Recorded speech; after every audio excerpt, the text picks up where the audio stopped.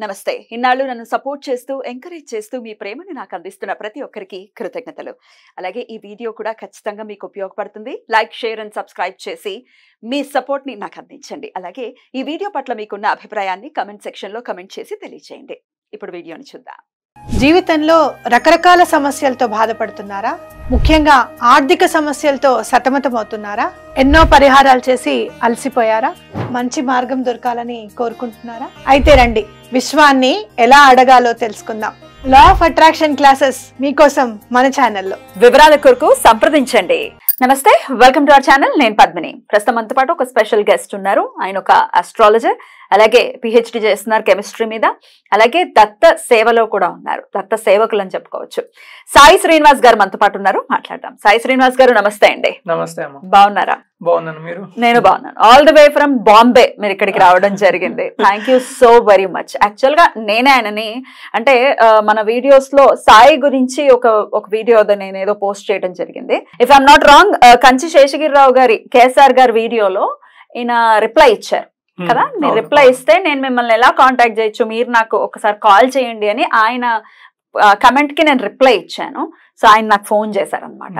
So ఆయనతో ఒక్కసారి మాట్లాడిన తర్వాత హీఈస్ ద పర్సన్, డెఫినెట్ గా మాట్లాడాలి. ఇప్పుడు జరుగుతున్నటువంటి రకరకాల కరెంట్ ఇష్యూస్ చాలా ఉన్నాయి, వాటిని అన్నిటిని పక్కన పెట్టేస్తే సాయి గురించి మాట్లాడేటటువంటి గొంతులు చాలా వినపడుతున్నాయి. సో అసలు క్లారిటీగా ఒకసారి మాట్లాడదాం. ఉపాసనలో ఉన్న వాళ్ళు, లేకపోతే సేవలో ఉన్న వాళ్ళు, డెఫినెట్ గా రకరకాల గ్రంథాన్వేషణ చేసిన వాళ్ళకి, రంధ్రాన్వేషణ కాదు గ్రంథాన్వేషణ చేసిన వాళ్ళకి రంధ్రాన్వేషణతో పని ఉండదు. సో అందుకని సాయి శ్రీనివాస్ గారిని ఈ రోజు మన స్టూడియోకి రమ్మడం జరిగింది, ఆయన చేయడం జరిగింది. Thank you so very much for your time అండి.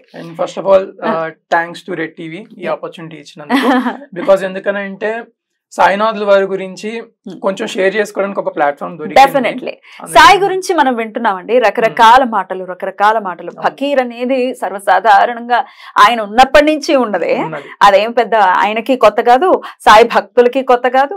సో మరి ఈ ఫకీర్ అనే మాట దగ్గర నుంచి మొదలు పెడితే, ఆయన ఒక ముస్లిం కాబట్టి ఆయనను మనం కొలవటం ఏంటి, అల్లా మాలిక్ అని అంటారు, మనం ఆయనను కొలవటం ఏంటి అని మాట్లాడేటటువంటి ఆ వైనం ఎలా చూస్తారు మీరు?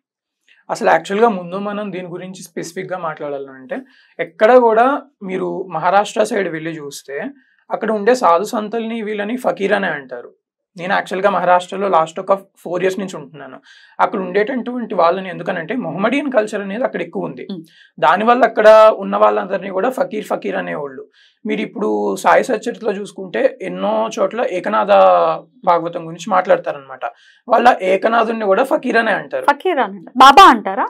ఫకీర్ గాని బాబా గాని అక్కడ ఇలానే ఉందన్నమాట. అలానే అసలు చాలా మందిని కూడా బాబా అని పిలుస్తారు, పెద్దవాళ్ళని. నేను కూడా ఉన్నాను బాంబేలో. ఎవరైనా కొంచెం మన టెక్నీషియన్స్ ని, పెద్ద టెక్నీషియన్స్ అయితే బాబా అని అంటూ ఉంటారు కదా. సంజయ్ ని కూడా బాబా అని పిలుస్తారు, సంజయ్ దత్ ని. ఆయన ముస్లిం అవ్వలేదు. అంటే ఫకీర్ అని పిలిచినంత మాత్రాన ఎక్కడ వాళ్ళు ముస్లిం అయిపోరు, అండ్ నెక్స్ట్ అల్లా మాలిక్ అన్నంత మాత్రాన కూడా ఆయన ముస్లిం అయిపోడు. ఇది ఎలాగా అనేది ఫర్దర్ గా ముందే లేకపోతే ఎక్స్ప్లెయిన్ చేస్తాను. బట్ అసలు ముందు మనం ఇంకొక విషయం గమనించాల్సింది ఏంటంటే, ఇప్పుడు మనం ఇక్కడ ఉన్నాము, నా గురించి మీరు నేను ఇద్దరం సమకాలీకులం. నా గురించి ఏదన్నా కామెంట్ చేస్తున్నారు అని అంటే దానికి మీకు రైట్ ఉంటుంది. బికాస్ ఎందుకంటే మనం సమకాలీకులం కాబట్టి నా గురించి మీకు ఏదో కొద్ది గొప్ప ఇన్ఫర్మేషన్ తెలుస్తుంది. ఓకే, ఇప్పుడు సాయి గురించి గానీ లేకపోతే అప్పుడున్నటువంటి దత్తావతారాల గురించి గానీ మాట్లాడేటువంటి అధికారం కానీ లేకపోతే అంత సామర్థ్యం గానీ ఇప్పుడున్న వాళ్ళకి ఎక్కడన్నా ఉందా? అసలు వాళ్ళు ఆ కాలంలో ఉన్నారా? ఉండి చూసారా? వాళ్ళకి అసలు ఏమాత్రం ఈ అర్హత గానీ స్థాయి కానీ ఆ మాత్రం జ్ఞానం కానీ ఏమాత్రం ఉంది? బుక్స్ రెఫరెన్స్ వాళ్ళకి, బుక్స్ లో చూసి మేము మాట్లాడుతున్నామని ఓపెన్ గానే బాహటంగా చెప్తారు. అవును, ఓపెన్ గా అలానే చెప్తున్నారు. మరి అలానే సాయినాథుల వారి గురించి మన సనాతన సాంప్రదాయంలో ఉన్నటువంటి ప్రతి దత్తావతారం యొక్క చరిత్రలో కూడా ఉంది. మరి వీళ్ళందరికీ ఆ దత్తావతారాల చరిత్రలు కనిపించట్లేదా? వీళ్ళు పద్దాకలా తీసుకొచ్చి సాయి సచ్చరిత్రలో తీసుకొచ్చి చదువుతున్నారు. మరి అదే సాయి సచ్చరిత్రలో ఒక్కొక్క అధ్యాయంలో అక్కలకోట స్వామి గురించి వస్తుంది. అక్కలకోట స్వామి గురించి మరి వీళ్ళు ఎందుకు చదవట్లేదు? అక్కలకోట స్వామి గురించి చదివితే షిరిడి సాయిబాబా ఎవరో అర్థం అవుతుంది క్లియర్ గా. ప్లస్ అలానే లాస్ట్ అధ్యాయంలో మీరు చూసుకుంటే తెంబే స్వామి వారి గురించి వస్తుంది. అసలు తెంబే స్వామి వారి దత్త సాంప్రదాయానికి మూల స్తంభం లాంటి వారు అనమాట. ఎలా ఒకసారి వివరిస్తాను. మనకి ఇప్పుడు వైష్ణవ సాంప్రదాయం తీసుకుంటే రామానుజాచార్యుల వారే దానికి ఒక మూల స్తంభం అని మనం చెప్పొచ్చు అనమాట. అలానే మనం స్మార్త సాంప్రదాయం గాని, శైవం గాని, శాక్తేయం గాని తీసుకుంటే ఆది శంకరాచార్యుల వారు, అద్వైతాన్ని బోధించింది కూడా ఆది శంకరాచార్యుల వారే. ఓకే, అలానే దత్త సాంప్రదాయం వరకు మనం తీసుకుంటే దానికి అంత ప్రప్రథములు మూల స్తంభము అయినటువంటి వాళ్ళు తెంబేస్వామి వారు అన్నమాట. అసలు ఈ తెంబేస్వామి వారి గురించి మనం ఇంకా మనం మాట్లాడాలి అని అంటే మన యొక్క శంకర పీఠాలలో 33వ పీఠాధిపతి ఎవరైతే ఉన్నారో ఆయన తెంబేస్వామి వారిని చూపించి ఈయన సాక్షాత్తు దత్తాత్రేయుడు అనేటువంటి బిరుదుని ఆయనకి ఇచ్చారనమాట. అసలు యాక్చువల్ గా ఇక్కడ ఉన్న వాళ్ళకి తెంబేస్వామి అంటే ఏదో తెంబేస్వామి అనేదో పేరు తెలుసు కానీ అసలు మహారాష్ట్రలో ఉన్న వాళ్ళకైతే షిరిడి సాయిబాబాని, స్వామి సమర్థని ఎంత కొలుస్తారో తెంబేస్వామిని కూడా అంతే ఈక్వల్ గా కొలుస్తారు. ఆయన సాక్షాత్తు దత్తావతారం. గానగాపురంలో కూడా ఆయన గురించి ఎక్కువగా ఉంటుంది. ఎందుకంటే ఈ రోజు మనం ఒక దత్తాత్రేయుల వారి లిటరేచర్ చూస్తున్నాము అని అంటే ఆ దత్తాత్రేయుల వారి ప్రతి లిటరేచర్ ఆయన ఇచ్చిందే. ఘోర కష్టోద్ధరణ స్తోత్రం అవ్వచ్చు గాని, లేకపోతే దత్తస్తవం గాని, ఈ స్తోత్రాలు ఎంతో మంది ప్రజలకు వాళ్ళ జీవితాల్లో వెలుగుని నింపాయి. దత్తస్తవం గురించి అయితే ఇప్పుడున్న వాళ్ళల్లో కూడా నేను చూసాను లైవ్ లో. ఈవెన్ నేను కూడా ఆస్ట్రాలజర్ గా కూడా చాలా మంది వాళ్ళ కుండ్లీలో ఎన్ని ప్రాబ్లమ్స్ ఉన్నా కొన్ని సార్లు ఘోర కష్టోద్ధరణ స్తోత్రం 9 సార్లు కంటిన్యూగా ఒక 4 రోజులు చేపిస్తే ఎంతో మంది జీవితాల్లో మార్పులు వచ్చిన కేసెస్ నేను చాలా చూసాను అనమాట. ఇట్లాంటిది ఇచ్చింది ఆ తెంబేస్వామి. అలానే ఒక శంకర పీఠానికి సంబంధించినటువంటి పీఠాధిపతి 33వ పీఠాధిపతి ఆయన్ని ప్రూఫ్ గా ఈయన సాక్షాత్తు దత్తాత్రేయుల వారు అని చెప్పారనంటే మనం అర్థం చేసుకోవచ్చు ఆయన సాక్షాత్తు దత్తాత్రేయుల వారే. ఆయన చరిత్రలో గనక మీరు చూస్తే ఇప్పుడు నేను చెప్పే ఏ రిఫరెన్స్ అయినా అవ్వచ్చు, నేను చెప్పే ప్రతి రిఫరెన్స్ వాళ్ళ సంస్థానం వాళ్ళు వాళ్ళ పబ్లికేషన్స్ ద్వారా ప్రింట్ చేసినటువంటి అథెంటిక్ బుక్స్ నుంచి తీసుకొచ్చినవే. అలా ఇక్కడిక్కడ అక్కడక్కడ పబ్లిష్ అయిన వాటిని తీసుకొచ్చి నేను చెప్పట్లేదు. నేను ఏదైతే చెప్తున్నానో మీరు కావాలంటే ఆ సంస్థానం వాళ్ళ చరిత్రలో రిఫర్ చేసుకోండి.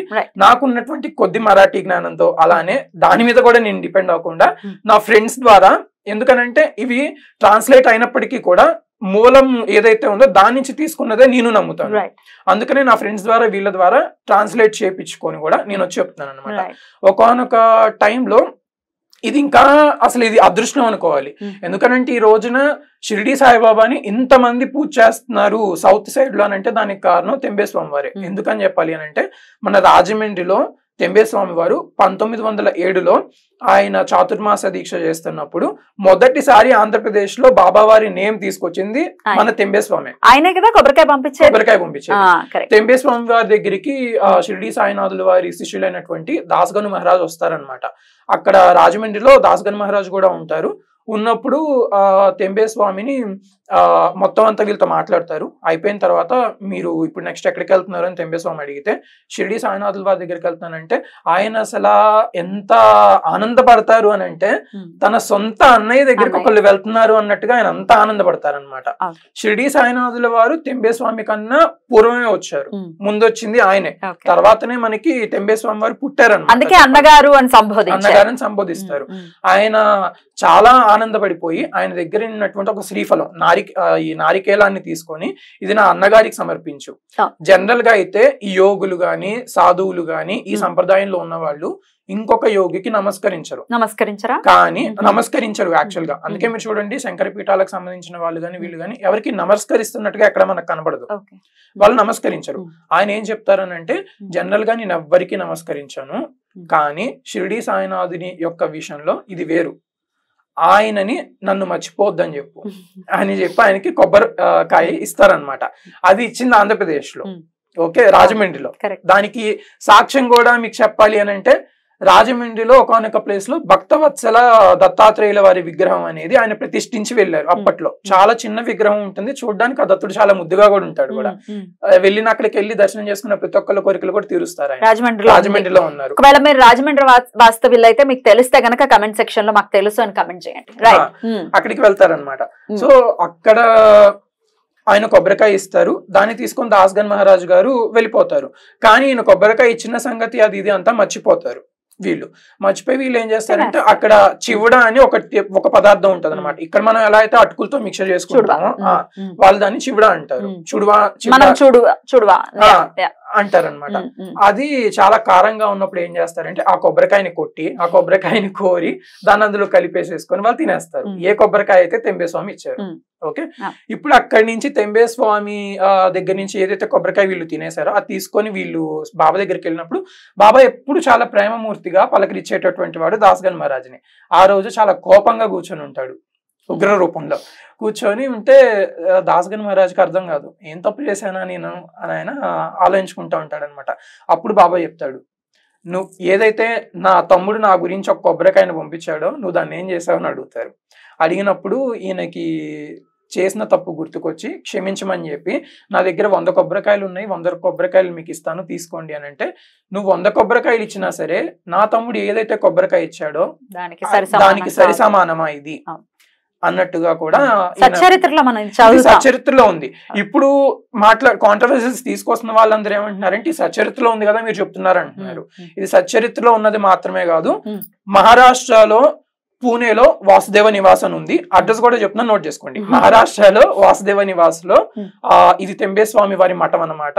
ఆయన ఒక శిష్యుడు అయినటువంటి గులవాని మహారాజు గారు ఏర్పరిచింది. ఓకే, మీరు ఆ మఠానికి గనక వెళ్ళి అక్కడ తెంబేస్వామి వారి చరిత్ర కనుక మీరు తీసుకొని చూస్తే అందులో చివరి పేజీలో పేజ్ నెంబర్స్ కూడా చెప్తాను, 60 నుంచి 67 మధ్యలో మరాఠీలో రాసి ఉంటది. ఇదంతా కూడా వాళ్ళు దీనికి పైగా ఇంకేమని చెప్తారని అంటే సాయినాథుల వారు దత్తావతారం, తెంబేస్వామి వారు కూడా దత్తావతారం. ఈయన యొక్క రూట్ అంతా వేరు, ఆయన రూట్ అంతా వేరు. ఆయనకు అసలు ఆచారము శుభ్రత మడి ఇలాంటివి సాయిబాబాకి లేవు. అలానే తెంబేస్వామి వారికి తీసుకొస్తే ఆయన నిత్య కర్మిష్ట అనమాట. ఆయన ఎలా నిష్ఠాగరిష్ఠుడు. ఆయన ఎలా చేసేవాళ్ళు అని అంటే మధుకరి భిక్ష తీసుకొని వచ్చుకొని వేరే వాళ్ళు ఇచ్చిన పల్లెల్లో కూడా కాకుండా ఒక బండ మీద బండని క్లీన్ చేసుకొని ఈ దానికి ఏమన్నా మైలు మడి లేకుండా వాళ్ళు ఏమన్నా ఇస్తారేమో అన్న ఇంటెన్షన్ తో ఆ బండి మీద క్లీన్ చేసుకొని తినేవాడు అనమాట. వాళ్ళు అదే బుక్ లో ఏమని చెప్తారంటే ఈయన ఎంత నిష్ఠాగరిష్ఠుడు, బాబా చూస్తేనేమో అలా ఉంటారు. మన యొక్క ఫిజికల్ మైండ్ కి భౌతికంగా చూస్తే వాళ్ళు అలా ఉంటారు, కానీ వాళ్ళిద్దరూ చెప్పిన బోధలు ఒక్కటే. ఈయన తెంబేస్వామి వారి దగ్గరకు కూడా ముస్లిం భక్తులు వచ్చేవాళ్ళు అప్పట్లో.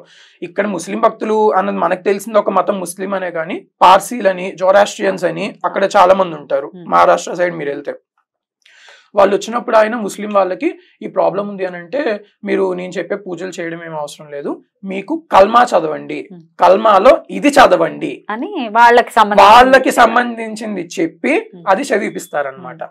ఇక్కడ దీన్ని బట్టి మనం అర్థం చేసుకోవచ్చు ఏ పాత అయినా మనం ఏ పాత్రలో వెళ్ళినా కూడా ఇటు మీరు యాక్చువల్ గా ఇంకో విషయం చెప్పాలి అని అంటే అసలు ఇప్పుడు ఉన్నటువంటి అన్య మతాలన్నీ కూడా ఒకప్పుడు సనాతన ధర్మం నుంచి వచ్చినవే. అవి ఈ యోగులకి మహర్షులకి అవతారాల పురుషులకి వీళ్ళకి తెలుసు, కానీ మన యొక్క ఫిజికల్ మైండ్ తో అది మనకు అర్థం అవ్వట్లేదు. మనం ఇన్ని డిఫరెన్సెస్ ని మనం తీసుకొస్తున్నాం అనమాట. సో ఇక్కడ దీన్ని బట్టి మనం ఏమర్థం చేసుకోవచ్చు అంటే తెంబేస్వామి వారు అంటే దత్త సాంప్రదాయానికి మూల స్తంభం అయినటువంటి తెంబేస్వామి వారే సాయినాథుల వారిని అప్రూవ్ చేసినప్పుడు ఆ కాలంలో మనం ఎంత అసలు తెంబేస్వామి కాలి గోటుకు గాని షిరిడి సాయిబాబా కాలి గోటుకు గాని మనం సరిపోం. రైట్ అండి. అయితే ఇప్పుడు షిరిడి గురించి నేను ఒక ప్రశ్న, షిరిడి గురించి మాట్లాడితే కనుక షిరిడి సంస్థానం ప్రధానంగా ఉన్నటువంటి అభియోగాల్లో షిరిడి సంస్థానం కొన్ని కోటాను కోట్ల రూపాయలు హజ్ యాత్రకు కానీ లేకపోతే మసీదులకు కానీ ట్రాన్స్ఫర్ చేస్తోంది అనే దాన్ని ఎలా చూడొచ్చు, ఇందులో నిజానిజాలు ఏంటి? దీని గురించి నిజానిజాలు ఏంటి అనేది మనం ఇప్పుడు క్లియర్ గా మాట్లాడుకుందాం. యాక్చువల్ గా ఇలానే కొంచెం నోటి తుత్తరతో చేసే కామెంట్స్ వల్ల కొంతమంది ఇరుక్కున్నారు కూడా.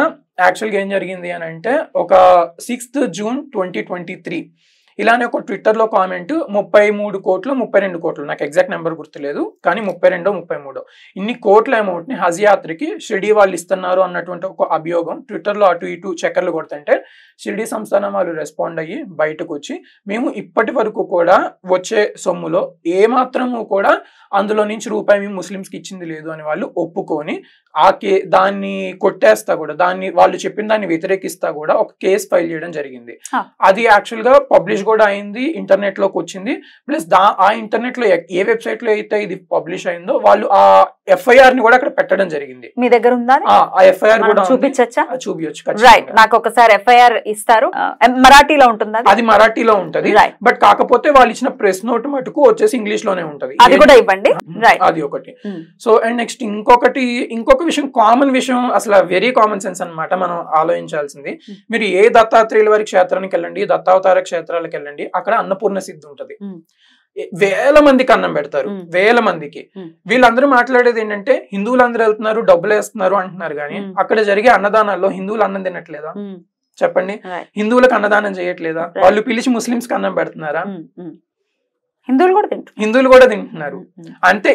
వీళ్ళు ఏంటంటే ఎంతసేపు ఆయన అల్లా మాలిక్ అన్నాడు, లేకపోతే ఆయన ఫకీర్ అని అంటాము అన్న ఇంటెన్షన్ తో ఇలాంటి అభియోగాలు 100 తీసుకొస్తున్నారు, 1000 తీసుకొస్తున్నారు. హజ్ యాత్రకి ఇచ్చింది అయితే అసలు ₹1 కూడా లేదు, అక్కడి నుంచి ₹1 కూడా వెళ్ళట్లేదు. సంస్థానే, షిరిడి సంస్థానే ఒప్పుకుంది ఆయన ముస్లిం అని చెప్పి, సాయి ముస్లిం అని ఒప్పుకుంది అని చెప్పి ఒక అభియోగం. దీనికి ఆన్సర్ ఏంటి? దీనికి క్లియర్ గా చెప్తాను. అసలు యాక్చువల్ గా ఇది చెప్పాలంటే ఇలాంటివి అభియోగాలే, ఎలిగేషన్స్ అనే చెప్పాలి డైరెక్ట్ గా. ఎందుకనంటే ఈ కూతలు కూసే వాళ్ళు ఎవరైతే ఉన్నారో ఒక్కళ్ళైనా సరే ఎక్కడ అనింది అనేటువంటి క్లిప్ని, వీడియో క్లిప్ని కానీ, లేకపోతే వాళ్ళు ఎక్కడైనా వాంగ్మయం లిఖితపూర్వకంగా ఇచ్చారనేటువంటి దాన్ని కానీ మీరు తీసుకోనండి, అప్పుడు మాట్లాడదాం. యాక్చువల్ గా అసలు జరిగింది ఏంటంటే 2014లో ఎప్పుడైతే ఎంపీలో ఉన్నటువంటి శంకర పీఠాధిపతి షిరిడి సాయినాథుల వారి మీద ఈ ముస్లింని మీరు పూజించడం ఏంటి అని ఒక అభియోగాన్ని మోపారో, అప్పుడు షిరిడి సంస్థాన్ వాళ్ళు సుప్రీంకోర్టులో కేసు ఫైల్ చేయడం జరిగింది. ఆ కేసు ఎలా ఫైల్ చేశారు అంటే, సాయినాథుల వారు ఎక్కడ కూడా నేను ముస్లిం అని చెప్పుకోలేదు, జనరల్ గా అల్లా మాలిక్ అని అనేవాడు, ప్లస్ అలానే ఆయన ఒకనొక చోట నేను సద్బ్రాహ్మణుని అని ఆయనే చెప్పుకున్నారు. ఇది మీకు చరిత్రలోనే కనబడుతుంది, నేను సద్బ్రాహ్మణుని కూడా ఆయనే చెప్పుకున్నారు. అలానే ఆయన అల్లా మాలిక్ అని కూడా అనేవారు, ముస్లిం వాళ్ళతో ముస్లిం పూజలు దానికి సంబంధించినటువంటివి చేపించేవాళ్ళు, హిందువులకు సంబంధించిన విష్ణు సహస్రనామ పారాయణం కానీ, భగవద్గీత పారాయణం కానీ, ఏకనాథ భాగవతం ఎన్నో సార్లు ఉంటది అన్నట్టుగా ఆయన చేపించేవాళ్ళు అనమాట. సో అందుకని వీళ్ళు ఫైల్ చేసింది ఏంటంటే, ఈయన సద్బ్రాహ్మణుడిని పట్టుకొని ఒక ముస్లిం అని, భగవంతుడు కాదు అని, ఒక పిశాచాన్ని మీరందరూ పూజిస్తున్నారు అన్నట్టుగా ఆ ఎంపీ శంకర పీఠాధిపతి చేసినటువంటి అభియోగానికి షిరిడి వాళ్ళు, సంస్థాన్ వాళ్ళు వెళ్ళి సుప్రీంకోర్టులో కేసు ఫైల్ చేయడం జరిగింది. అప్పుడు సుప్రీంకోర్టు వాళ్ళు ఏంటంటే, ఇది సాయిబాబా చూస్తేనేమో ఒక పెద్ద సెయింట్, అంటే కోర్టు పరిభాషలో చెప్తున్నాను అనమాట, ఒక పెద్ద సెయింట్. ఈయన చూస్తేనేమో ఒక పెద్ద పీఠాధిపతి. ఇది కూడా వచ్చేసేసి సనాతన ధర్మానికి సంబంధించినటువంటి వాళ్ళే వచ్చారు. ఒక అన్యమతస్తులు అయితే వాళ్ళు ఏమన్నా చేయగలరు, కానీ ఇందులో మనలో మనమే కొట్టుకుంటా అక్కడికి వెళ్ళామన్నమాట. అప్పుడు సుప్రీంకోర్టు వాళ్ళు ఏం చేశారనంటే, ఇందులో మేము తలదూర్చున్న ఆయన మీరు చూసుకోండి, మీరు ఏదో సర్దుబాటు చేసుకోండి అని చెప్పి కేసు డిస్మిస్ చేశారు. యాక్చువల్ గా అయితే జరిగింది అది. ఇప్పుడు ఈ న్యూస్ పబ్లిష్ అయింది కూడా టైమ్స్ ఆఫ్ ఇండియాలో అయ్యింది, అది కూడా మన దగ్గర ఉందన్నమాట. నెక్స్ట్ ఇంకొకటి, అది జరిగిన తర్వాత 2015 సెప్టెంబర్ లో అనుకుంటా. సో వీళ్ళు షిరిడి సంస్థాన్ వాళ్ళు వేరే చోట్ల కేసెస్ ఫైల్ చేయడం జరిగింది. అందులో భాగంగానే హైదరాబాద్ సివిల్ కోర్టులో కూడా కేసు ఫైల్ చేయడం జరిగింది అనమాట. అప్పుడు హైదరాబాద్ సివిల్ కోర్టు వాళ్ళు ఏంటంటే, మన సంస్థాన్ వాళ్ళకి అనుగుణంగా తీర్పు చెప్తూ వీళ్ళ యొక్క ఏదైతే అభియోగాలని చేస్తారో వాటిని తోసిపుచ్చేశారు కూడా. అది కూడా మన దగ్గర ఉన్నట్టు ఆ న్యూస్ కూడా మన దగ్గర ఉంది. ప్లస్ అలానే అదే టైంలో ఎంపీలో హైకోర్టులో ఎవరైతే ఏ పీఠాధిపతి అయితే ఈ కామెంట్స్ చేశారో వాళ్ళు ఆ ఎంపీ హైకోర్టుకు వెళ్ళి క్షమాపణలు చెప్పడం కూడా జరిగింది. ఇది టైమ్స్ ఆఫ్ ఇండియాలోనే పబ్లిష్ అయింది. సో ఇవన్నీ మన దగ్గర ఉన్నాయి, ఇవన్నీ చూపిద్దాం. ఎక్కడా కూడా షిరిడి సంస్థాన్లో వాళ్ళు, మీరు ఇప్పుడు కూడా షిరిడి సంస్థాన్ వెబ్సైట్ ఓపెన్ చేసుకొని చూడండి, అందులో వాళ్ళు దాన్ని ఒక హిందూ టెంపుల్ గానే చెప్తారు వాళ్ళు. అంతేగాని అక్కడ జరిగేవి హారతులు జరుగుతూ ఉంటాయి, అన్ని జరుగుతూ ఉంటాయి. ఇప్పుడు రీసెంట్ గా వీళ్ళు తీసుకొస్తున్న కొత్త ప్రశ్నలు ఏంటంటే, ఆయన ముస్లిం అయితే మీరందరూ ఆయనకి హారతులు ఇవ్వడం ఏంటి, ఆయనకి హారతి పాటలు పాడడం ఏంటి, అష్టోత్తరాలు చేయడం ఏంటి అని మాట్లాడుతున్నారు. యాక్చువల్ గా ఇవన్నీ మీరు మహారాష్ట్ర వచ్చి ఏ దత్తావతారాలు అయితే ఉన్నాయో ప్రతి దత్తావతారానికి కూడా ఇదే వేలో పూజలు జరుగుతాయి. ఈయన దత్తావతారం కాబట్టి అక్కడ పూజలు అలా జరుగుతున్నాయి. ఇది మీకు ఆ పరిజ్ఞానం లేదు, మీరు ఎప్పుడు వెళ్ళి చూడలేదు. ఇక్కడ మీకు కనిపించేది సాయిబాబా మందిరంలో ఏం జరుగుతుంది అంతే. మీరు ఎప్పుడు వెళ్ళి స్వామి సమర్థ మందిరంలో చూస్తారా, లేకపోతే మాణిక్య ప్రభువుల వారి మందిరంలో చూస్తారా? మీరు ఎక్కడ ఏమీ చూడరు. అక్కడ ఏం జరిగినా యాక్సెప్టబుల్, ఎందుకంటే వాళ్ళు హిందువులు అన్న థాట్ ప్రాసెస్ లో ఉన్నారు, ఈయన మాత్రం ఫకీర్ అన్న థాట్ ప్రాసెస్ లో ఉన్నారు. రైట్. ఇప్పుడు ఇంకొక ప్రశ్న ఏంటి అంటే, షిరిడీలో జరుగుతున్నటువంటి రకరకాల మీరు అన్నట్టుగా పూజలు కానీ, లేకపోతే ఈ వైదిక క్రతువులు కానీ ఏవి జరిగినా కూడా ఆయన పాదాల కింద శివయ్యను పెట్టుకోవటం, శివుడి విగ్రహాన్ని పెట్టారు అని కొన్ని అభియోగాలు, లేకపోతే ఇట్లా రకరకాలు, ఇవన్నీ ఎట్లా చూడొచ్చు అనుకోవచ్చు? ఇది పాదాల కింద పెట్టినట్టుగా ఎక్కడ లేదు. మీరు క్లియర్ గా చూస్తే ఏంటంటే అక్కడ ఆయన యొక్క పాదం నుంచి కొంచెం ముందుకు వస్తే ఒక భగవంతుడిని పెట్టడానికంటూ కూడా ఒక స్పెసిఫిక్ స్పేస్ వాళ్ళు కేటాయిస్తారు షిరిడీలో. నిజంగానే చూపించండి అసలు బాబా పాదం దగ్గర వాళ్ళు పువ్వులు తప్పించి ఇంకేముండవు. షిరిడీ వెళ్ళిన వాళ్ళందరూ చూసుకోవచ్చు, షిరిడీ వెళ్ళాల్సిన అవసరం కూడా లేదు, లైవ్ వస్తా ఉంటది. లైవ్ లో చూడండి. ఇప్పుడు ఫర్ ఎగ్జాంపుల్ దత్తాత్రేయుల వారి జయంతి జరుగుతుంది అనుకోండి, వాళ్ళు దానికి కేటాయించిన స్పేస్ లో దత్తాత్రేయుల వారి మూర్తి పెట్టడం జరుగుతుంది. అలానే అక్కడ కృష్ణాష్టమి వస్తే కృష్ణుల వారి పటం పెట్టడం జరుగుతుంది.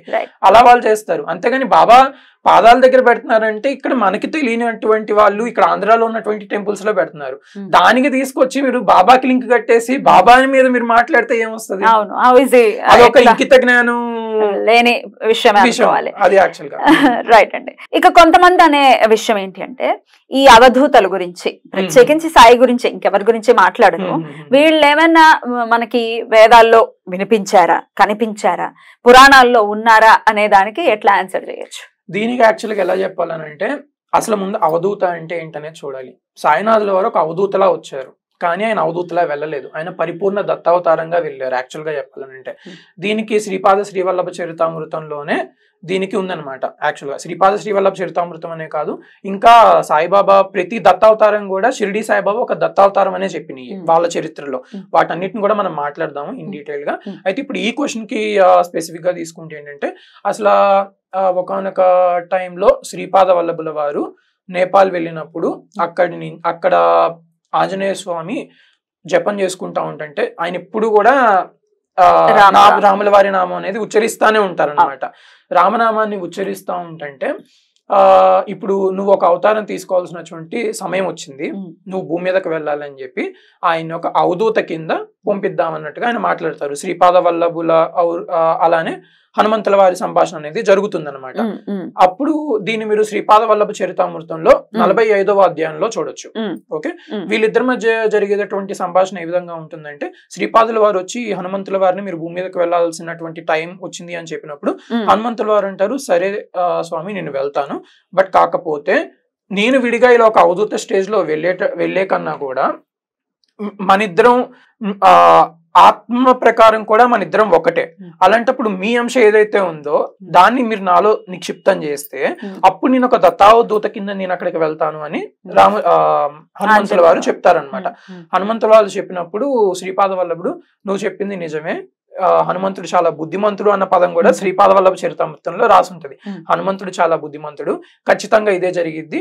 దానికి హనుమంతుల వారు కూడా ఏం చెప్తారు అని అంటే నేను విడిగా లేకపోతే ఇలా వెళ్ళి మీ గురించి లేకపోతే అక్కడ ఉన్నటువంటి వీటిని నేను సరిచేసే కన్నా అక్కడ నేను అద్వైత తత్వాన్ని నేను ప్రబోధించాలి. కాబట్టి ఈ ముందు అక్కడ అద్వైతం సిద్ధించాలి అని అంటే మన ఇద్దరం ఏకం అవ్వాలి. దేహాల వల్ల మన ఇద్దరం వేరు అవ్వచ్చు, బట్ కానీ ఆత్మల ప్రకారం అయితే జ్ఞానం ప్రకారం అయితే మన ఇద్దరం కూడా ఒకటే. ఎందుకంటే ఇవన్నీ పరమాత్మ నుంచి వచ్చినటువంటి అంశాలు అన్నమాట.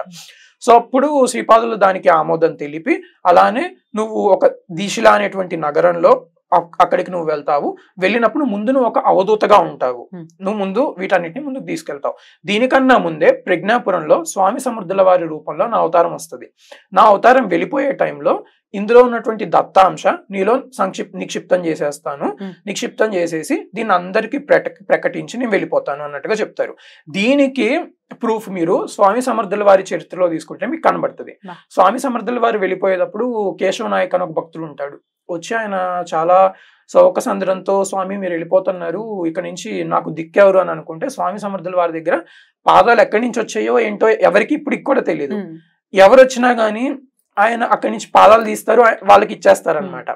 పాదాలు ఇచ్చేసేసి నువ్వేం బాధపడకు, ఇప్పటి నుంచి నా అవతారం షిరిడీలో ఉంది, సాయి రూపంలో ఉంది, నువ్వు అక్కడికి వెళ్ళి ఇక్కడి నుంచి నువ్వు నన్ను ఎలా కొలుచుకున్నావో అదే విధంగా నువ్వు నన్ను కొలుచుకో అన్నట్టుగా చెప్తారనమాట.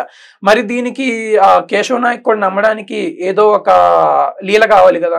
కేశవ నాయక్ బాబా దగ్గరికి వెళ్ళినప్పుడు ఏం చేస్తారని అంటే వీళ్ళు వెళ్తా ఉన్నప్పుడు మధ్యలో అలానే కొంతమంది బ్రాహ్మణులు వీళ్ళిద్దరికి కనబడతారు. కనిపించి ఆయన ఒక పిచ్చి ఫకీరు, ముసల్మాన్ దగ్గరికి నువ్వు వెళ్ళి పూజించేదేంటి, స్వామి సమర్థ చెప్తే నువ్వు వెళ్ళిపోతావు అన్నట్టుగా మాట్లాడతారు. అయితే వీళ్ళు ఏం చెప్తారంటే సరే ఉన్నారు అయితే, అప్పటి నుంచే ఉన్నారు. ఇది ఇప్పుడు తయారైంది కాదు, కొత్త బ్యాచ్ కాదు, కొత్త బ్యాచ్ బ్యాచ్ అక్కడి నుంచి ఉంది ఇదంతా. అయితే వీళ్ళు అంటారు కేశవ నాయక్, స్వామి సమర్థుల వారి మాట అంటే మాకు తిరుగులేంది, కావాలంటే నువ్వురా నేను దాన్ని నీకు నిరూపించి చూపిస్తాను అని అక్కడ చెప్పి వాళ్ళిద్దరిని తీసుకెళ్ళడం జరుగుతుంది. కేశవ నాయక్ యొక్క పుత్రుడు రామచంద్ర నాయక్ తన పేరు యాక్చువల్ గా. వీళ్ళిద్దరు వెళ్తారు. వెళ్ళినప్పుడు ఏం జరుగుతుంది అని అంటే, బాబా అక్కడ కూర్చున్న వీళ్ళ నలుగురు వెళ్తారు అక్కడికి, 2 బ్రాహ్మణులు, కేశవ నాయక్, రామచంద్ర నాయక్. వెళ్ళినప్పుడు బాబా వాళ్ళని చూసి చాలా ఆప్యాయంగా రిసీవ్ చేసుకొని, మీ ఇద్దరు కేశవ నాయక్ ని రామచంద్ర నాయక్ ని చూపించి, మీ ఇద్దరు నా దగ్గర ఉండొచ్చు, వాళ్ళిద్దరికి నా మీద నమ్మకం లేదు, వాళ్ళిద్దరిని పంపించాయని చెప్పి వెళ్ళిపోమంటారు. కానీ వాళ్ళు వెళ్ళరు, అక్కడే ఉంటారు. అప్పుడు బాబా ఏం చెప్తారనంటే, అక్కడ ఉన్నటువంటి వేప చెట్టుకి యొక్క ఆకులు తీసుకొని రమ్మంటారు. తీసుకొచ్చినటువంటి ఒకే రమ్మ ఆకులు అవి కూడా ఆయన చేతితో తీసి కేశవ నాయక్ కి రామచంద్ర నాయక్ కి ఇస్తే ఆ ఆకులు చాలా తీయగా ఉంటాయి, వాళ్ళిద్దరికి మిగిలిన ఇద్దరికి ఇస్తే చాలా చేదుగా ఉంటాయి. అప్పుడు కేశవ నాయక్ కి రామచంద్ర నాయక్ అర్థమవుతుంది స్వామి సమర్థని. ఎందుకనంటే ఒకానొక కాలంలో స్వామి సమర్థులు కేశవ నాయక్ కి వేపాకులు తినిపించినప్పుడు అవి చాలా తీయగా ఉన్నాయి అన్నమాట. అక్కడ స్వామి సమర్థులు ఎలా అయితే వేపాకుల్ని తీయగా అదే లీల మళ్ళీ చేసేటప్పటికి దానికి వీళ్ళకి నమ్మకం వచ్చేస్తుంది అనమాట. అలాగా ఇప్పుడు 1300 సంవత్సరం అప్పుడు 13వ శతాబ్దంలోనే శ్రీపాద వల్లభుల వారు తర్వాత నేను స్వామి సమర్థ రూపంలో వచ్చినప్పుడు నాలో ఉన్నటువంటి దత్తావతారాన్ని నీలో నిక్షిప్తం చేసేసి నేను వెళ్ళిపోతానని చెప్పినట్టు దానికి ప్రూఫ్ స్వామి సమర్థ చరిత్రలో కూడా మీరు చదువుకుంటే మీకు కనబడుతుంది. సో ఇక్కడ దీన్ని బట్టి మనకు అర్థమవుతుంది ఏంటంటే, ఈయన ఒక అవధూత స్థితిలో వచ్చారు. ముందుగా వచ్చినప్పుడు అవధూత స్థితిలో వచ్చిన వాళ్ళు ఎలా ఉంటారంటే, బాలోన్మత్త పిశాచవత్ అన్నటువంటిగా ఉంటారు.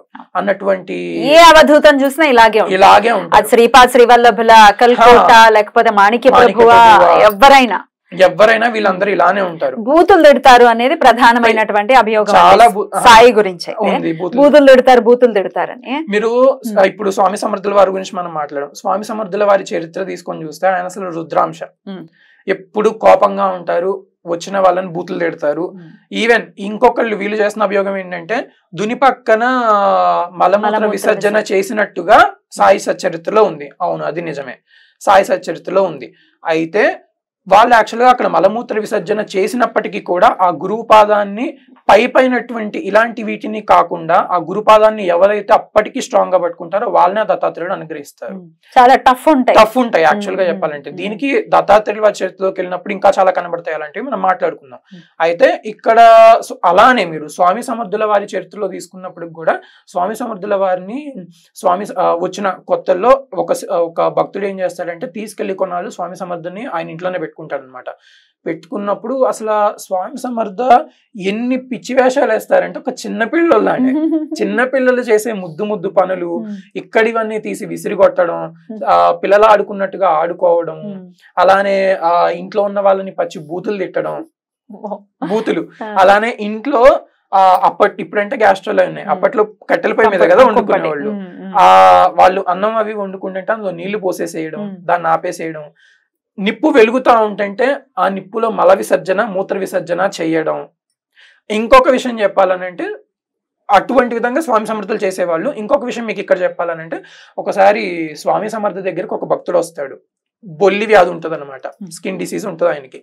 వచ్చినప్పుడు స్వామి, మరి నువ్వు దత్తాత్రేయులు అంటారు, అదంటారు ఇదంటారు, మరి నాకు ఇలా వ్యాధి వచ్చింది, ఏం చేయమంటావు అని అడిగితే స్వామి సమర్థులు అంటారు, మలాన్ని పూసుకోమని చెప్తారు. ఒంటికి మలాన్ని పూసుకుంటే నీ వ్యాధి తగ్గిపోద్దని చెప్తారు. ఈయన కొన్నాళ్ళు ఆలోచిస్తాడు. అక్కడ ఉన్న వాళ్ళందరూ ఏం చెప్తారంటే, నువ్వు మలాన్ని పూసుకో, ఆయన చెప్పినట్టు చేయమని చెప్తారు. ఈయన అనుకుంటాడు, వీళ్ళ మలం ఎందుకు పూసుకోవడం, స్వామి సమర్థులదే పూసుకుంటానని చెప్పి ఆ మలాన్ని పూసుకుంటే ఆయనకి వితిన్ 3 to 4 days లో ఆ వ్యాధి తగ్గిపోయింది. ఇక్కడంటే మీరు సాయిబాబా గురించి వీళ్ళ గురించి ఇలా కామెంట్స్ చేస్తున్నారు, కానీ అక్కడ మహారాష్ట్రలో వచ్చి ఇలాంటి కామెంట్స్ చేస్తే చెప్పులు తీసుకొని దేవశుద్ధి చేసి పంపిస్తారు. ముఖ్యంగా స్వామి సమర్థుల మీద గాని, తెంబే స్వామి మీద గాని, సాయిబాబా మీద గాని, వీళ్ళ మీద కనుక ఇలాంటి కామెంట్స్ చేస్తే వాళ్ళు ఖచ్చితంగా దేహశుద్ధి చేసి పంపిస్తారు అనమాట యాక్చువల్ గా. సో ఇక్కడ మనం ఈ మొత్తం ఉదాంతంలో మనం చూసుకునేది ఏంటంటే, స్వామి సమర్థుల రూపంలో వచ్చినటువంటి దత్తాత్రేయుల వారి అంశ షిరిడి సాయినాథుల వారిలో నిక్షిప్తం అయిపోయింది. అది స్వామి సమర్థుల వారి చరిత్ర దాన్ని ప్రూవ్ చేస్తుంది, అలానే శ్రీపాద వల్లభుల చరిత్ర ప్రూవ్ చేస్తుంది. అప్పటికి ఇంకా శ్రీపాద వల్లభ చరిత్రని మనం కంటిన్యూ చేసుకుంటే చాప్టర్ 45 లో చెప్పినట్టుగా స్వామి అప్పుడు ఇంకేం చెప్తారంటే, సరే స్వామి నేను వెళ్తాను అంటే, అప్పుడు శ్రీపాద వల్లభులు ఏం చెప్తారంటే, ఓకే వెళ్ళిన తర్వాత నువ్వు మ్లేచ్ఛదారివే మ్లేచ్ఛ రూపంలో నువ్వు వెళ్ళాలి అని చెప్పినప్పుడు, సరే స్వామి నేను వెళ్తానంటారు, ఆంజనేయుడికి చెప్తారనమాట. సరే నేను వెళ్తానని చెప్తారు. అప్పుడు ఆయన ఇంకా నువ్వేం చెప్తావంటే, నువ్వు ఇన్నాళ్ళు నువ్వు యాక్చువల్ గా రుద్రాంశ సంభూతుడివి, కానీ ఇప్పుడు వరకు నువ్వు శ్రీరాముల వారి నామాన్ని జపించావు, ఇప్పటి నుంచి నువ్వు నా నామాన్ని జపించాలి, నాలోనే శివుడు శక్తి ఐక్యమైనటువంటి ఒక అంశం ఉంది, అదే అల్లా. అల్లా అనే పదాన్ని మనం విడగొడితే అల్ ప్లస్ ఆ అని వస్తుంది అనమాట. అల్ అంటే శక్తి, ఆ అంటే ఆ శక్తిని ధరించినటువంటి వాడు. ఓకే, ఇప్పుడు మీరు ముస్లిమ్స్ లో వీళ్ళ యొక్క కల్మా అని ఉంటది, మనకి పొద్దున్నే మైక్ లో సాయంత్రం అలా వీళ్ళ టైంలో కల్మా అనేది వినబడతా ఉంటుంది, సంథింగ్ కల్మా అంటారు, లేకపోతే ఇంకోటి ఏదో చెప్తారు దాన్ని. అందులో వాళ్ళు యాక్చువల్ గా చెప్పేది ఏంటంటే, నిరాకార నిర్గుణ పరబ్రహ్మం ఏదైతే ఉందో ఆ పరబ్రహ్మమే ఉత్తమమైనది, ఆ పరబ్రహ్మానికి వాళ్ళు అల్లా అని పేరు పెట్టుకున్నారు.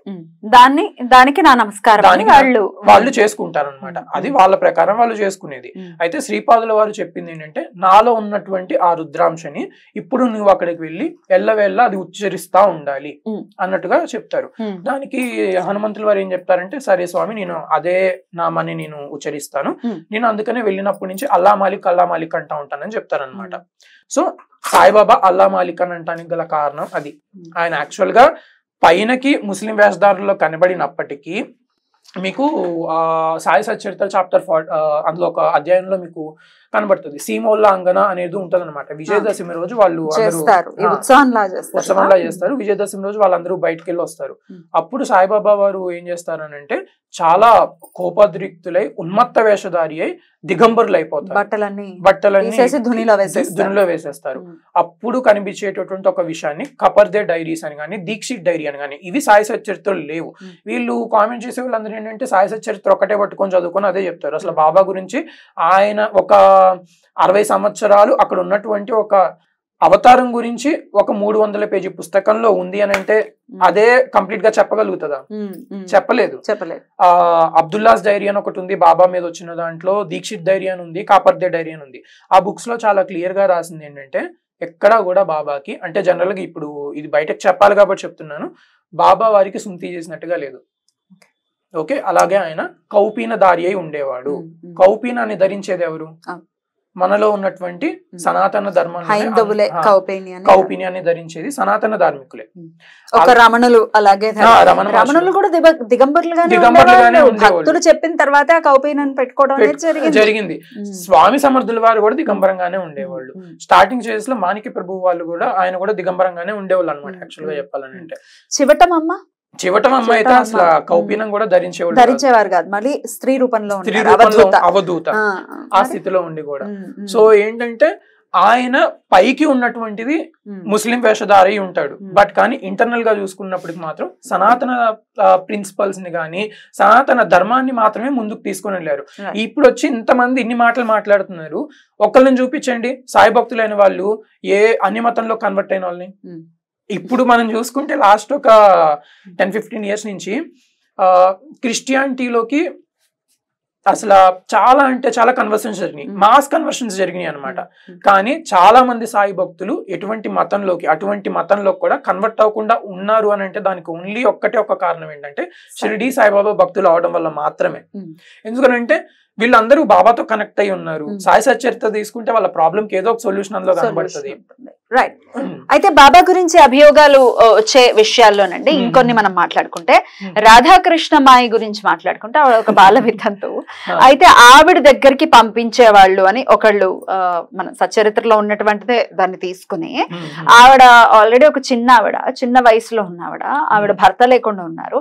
ఎవరైనా షిరిడీకి వస్తే వాళ్ళల్లో ఉన్న కామం ప్రత్యేకించి కామం ఎలా ఉందో టెస్ట్ చేయటం కోసం ఒక బాల వితంతు ఇంటికి పంపించేవాళ్ళు అని చెప్పి ఒకళ్ళు మాట్లాడడం జరిగింది. దీనికి మీరు యాక్చువల్ గా మనం ఎలా చూడాలి అని అంటే, అసలు ఎక్కడా కూడా సాయి సచ్చరిత్రలో ఆ మాట అయితే ఉంది. యాక్చువల్ గా చెప్పాలంటే ఇప్పుడు ఒక అవతార పురుషుడు అప్పుడు వచ్చినప్పుడు ఆయన ఒక జ్ఞానాన్ని గాని ఇంకోటి గాని ఇవ్వాలి అని అంటే ఖచ్చితంగా ఒక మనిషిని టెస్ట్ చేయాలి.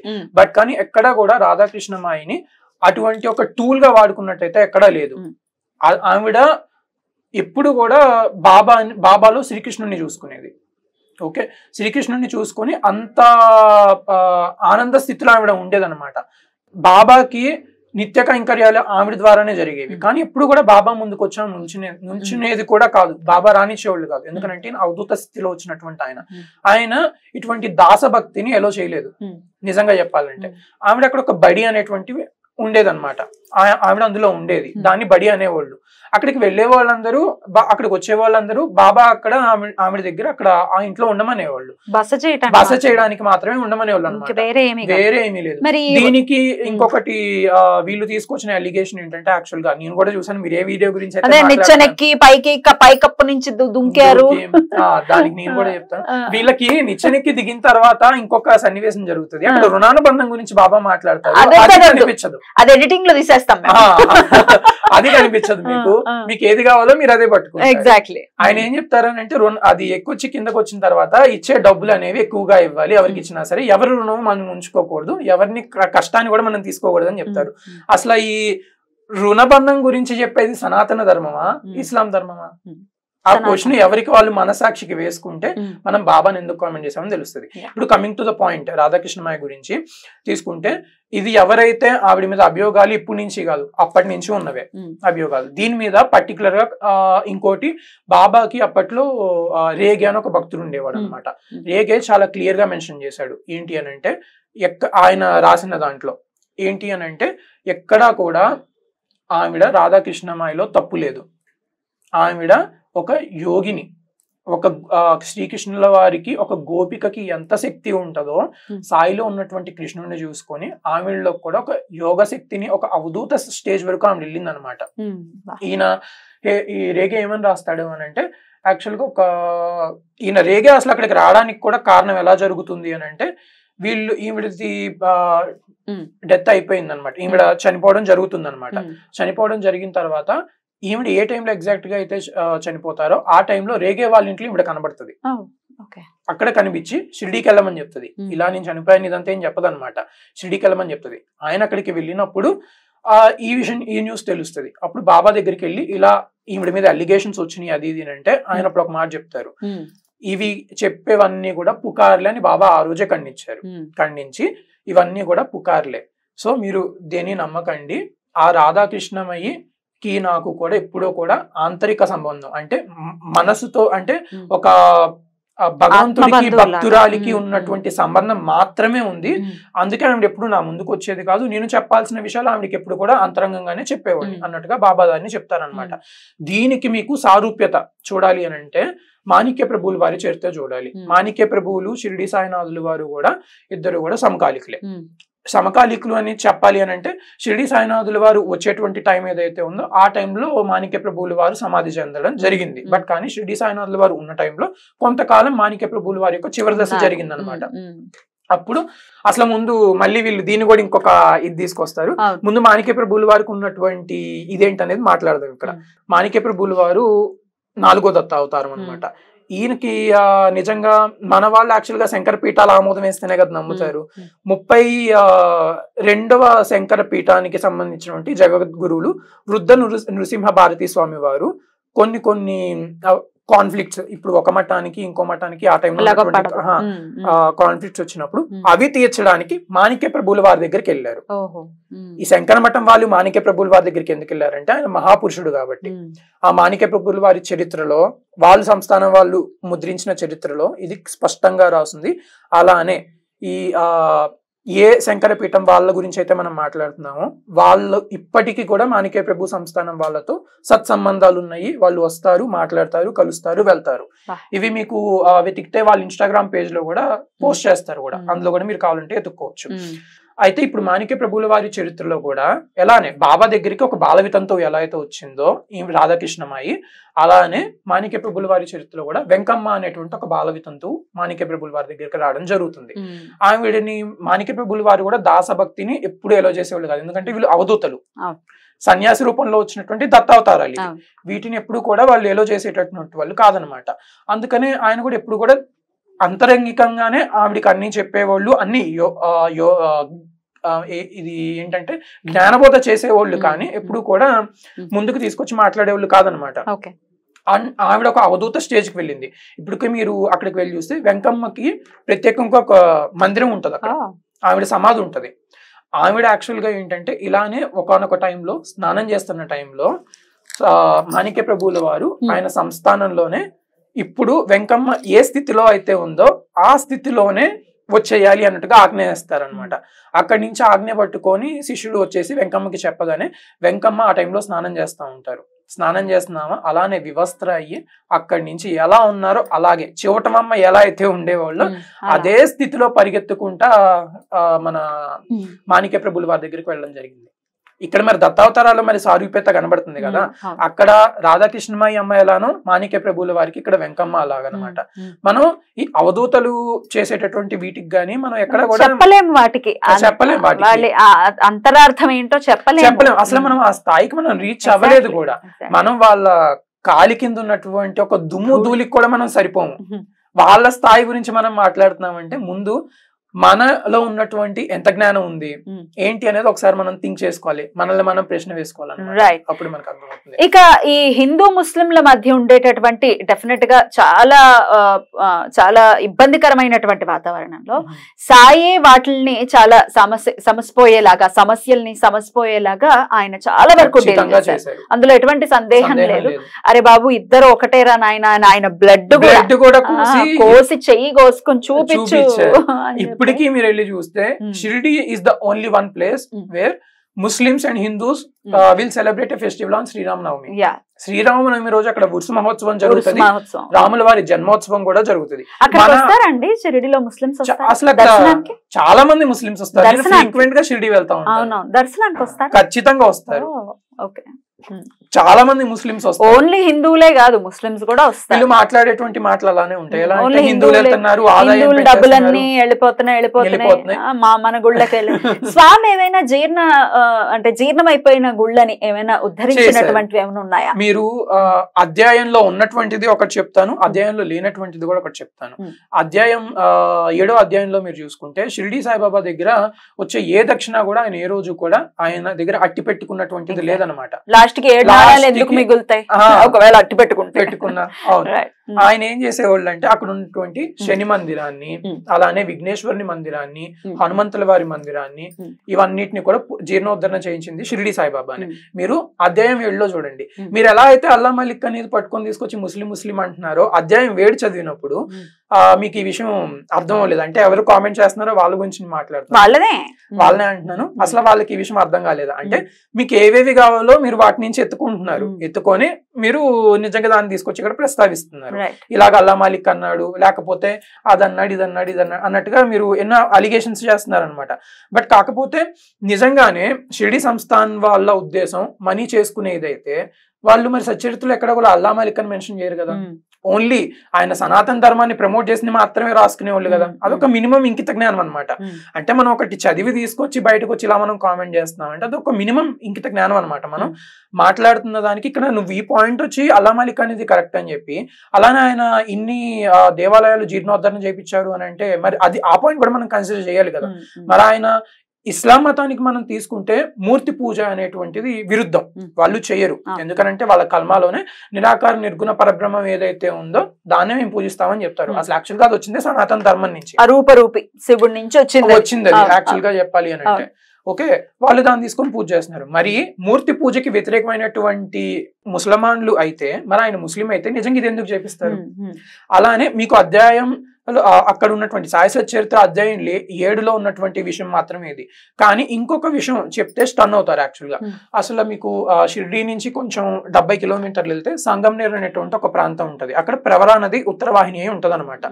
అక్కడ కొన్ని సంవత్సరాల ముందు ఒక అవధూత ఉండేవాళ్ళు. ఆ అవధూత ఆ ప్రవరా నదిలో ఒకనొక దత్త జయంతి రోజు చేయి పెడితే, పౌర్ణమి టైంలో చేయి పెడితే దత్తాత్రేయుల వారి ఏకముఖి రూపం వచ్చి ఆయన చేతిలోకి వస్తుంది. ఏ ఏకముఖి రూపం అంటే యోగిరాజా మొదటి షోడశ అవతారాల్లో యోగిరాజా అనేది వింటాం. అది దత్తుడి మొదటి అవతారం అనమాట. ఆ యోగిరాజా అనేటువంటి విగ్రహం ఆయన చేతిలోకి వస్తుంది అనమాట. వస్తే దాన్ని అక్కడ ప్రతిష్టాపించారు. ఇదంతా సాయినాథుల వారి షిరిడీలో రావడానికి ఒక 300 సంవత్సరాల క్రితం జరిగిన విషయం. అయితే అక్కడ ఆయన మందిరం ఏర్పాటు చేస్తారు, దత్త మందిరం ఏర్పాటు చేస్తారు ఆ అవధూత. బట్ కాకపోతే ఆ దత్త మందిరం అనేది తర్వాత శిథిలావస్థకు వచ్చేస్తుంది. శిథిలావస్థకు వచ్చేసిన తర్వాత ఆ గ్రామం వాళ్ళు, అది ఆ సంగంనేరు ప్రాంతం వాళ్ళు ఏం చేస్తారంటే, ఆ సంగంనేరులో జోర్వి అనేటువంటి గ్రామం అనమాట. ఆ గ్రామం వాళ్ళు ఏం చేస్తారనంటే, ఇక్కడ ఒక మహాపురుషుడు ఉన్నారు, ఆయన దగ్గరికి వెళ్తే ఈ మందిరం మళ్ళీ మనం జీర్ణోద్ధరణ చేయడానికి ఆయన హెల్ప్ చేస్తాడని ఇంటెన్షన్తో బాబా దగ్గరికి వస్తాడు.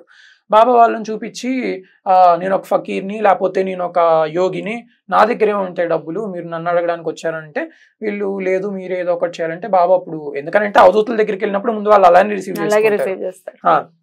అప్పుడు ఆయన వీళ్ళు వెళ్ళిపోయే టైంలో ఏం చెప్తారంటే, సరే నేను మీకు ఒక గంట ఇస్తాను, మీరు ఈ గంటని ఇక్కడి నుంచి జోర్వే గ్రామం వరకు కూడా వెళ్ళేటప్పుడు నాదం చేసుకుంటా, గంటానాదం చేసుకుంటా మీరు వెళ్ళండి. వెళ్ళిన తర్వాత ప్రతిరోజు కూడా మధ్యాహ్న హారతిలో ఈ గంటను ఉపయోగించి మీరు హారతి ఇవ్వండి. 21 రోజుల తర్వాత నేను ఒకళ్ళని పంపిస్తాను, వాళ్ళు వచ్చి మీ యొక్క మందిరాన్ని జీర్ణోద్ధరణ చేస్తారని బాబా అభయం ఇస్తారనమాట. వీళ్ళు అలానే దారి పొడవునా గంటానాదం చేసుకుంటా వెళ్తారు. ఇప్పటికీ కూడా ఆ గ్రామంలో ఆ గంట ఉంది. అయితే అది చూడొచ్చు కూడా, ఆ ఫొటోస్ కూడా నేను మీకు పంపిస్తాను, అది కూడా మీకు. అండ్ నెక్స్ట్ ఇంకొక ఆ టైంలో ఏం జరుగుతుంది అని అంటే, వీళ్ళు గంటానాదం చేసుకుంటా వెళ్ళిపోతారు.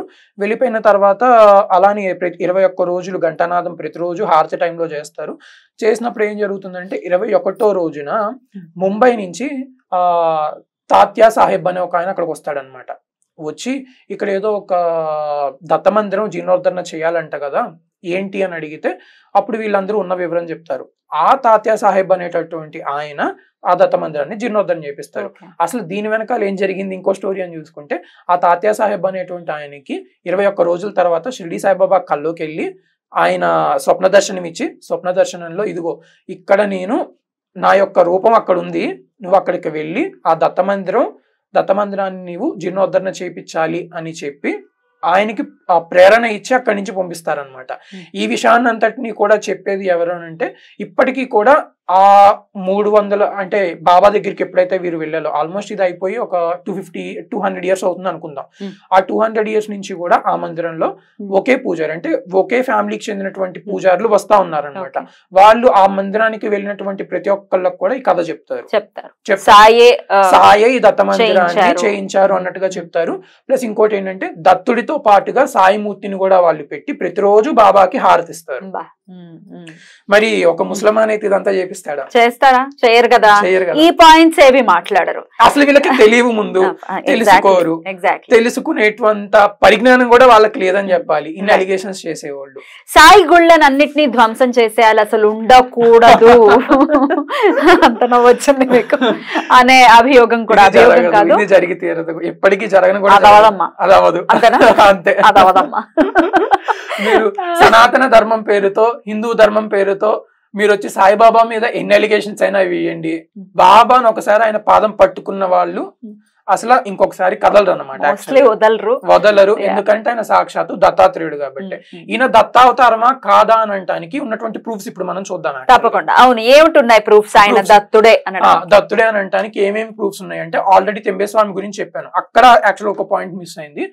తెంబేస్వామి వారి చరిత్రలో ఏం జరుగుతుంది అని అంటే, ఇది తెంబేస్వామి వారి చరిత్రలోనూ ఉంటది. అలానే మన తెలుగువారైనటువంటి శివచిదానంద సరస్వతి స్వామి వారు ఉన్నారు.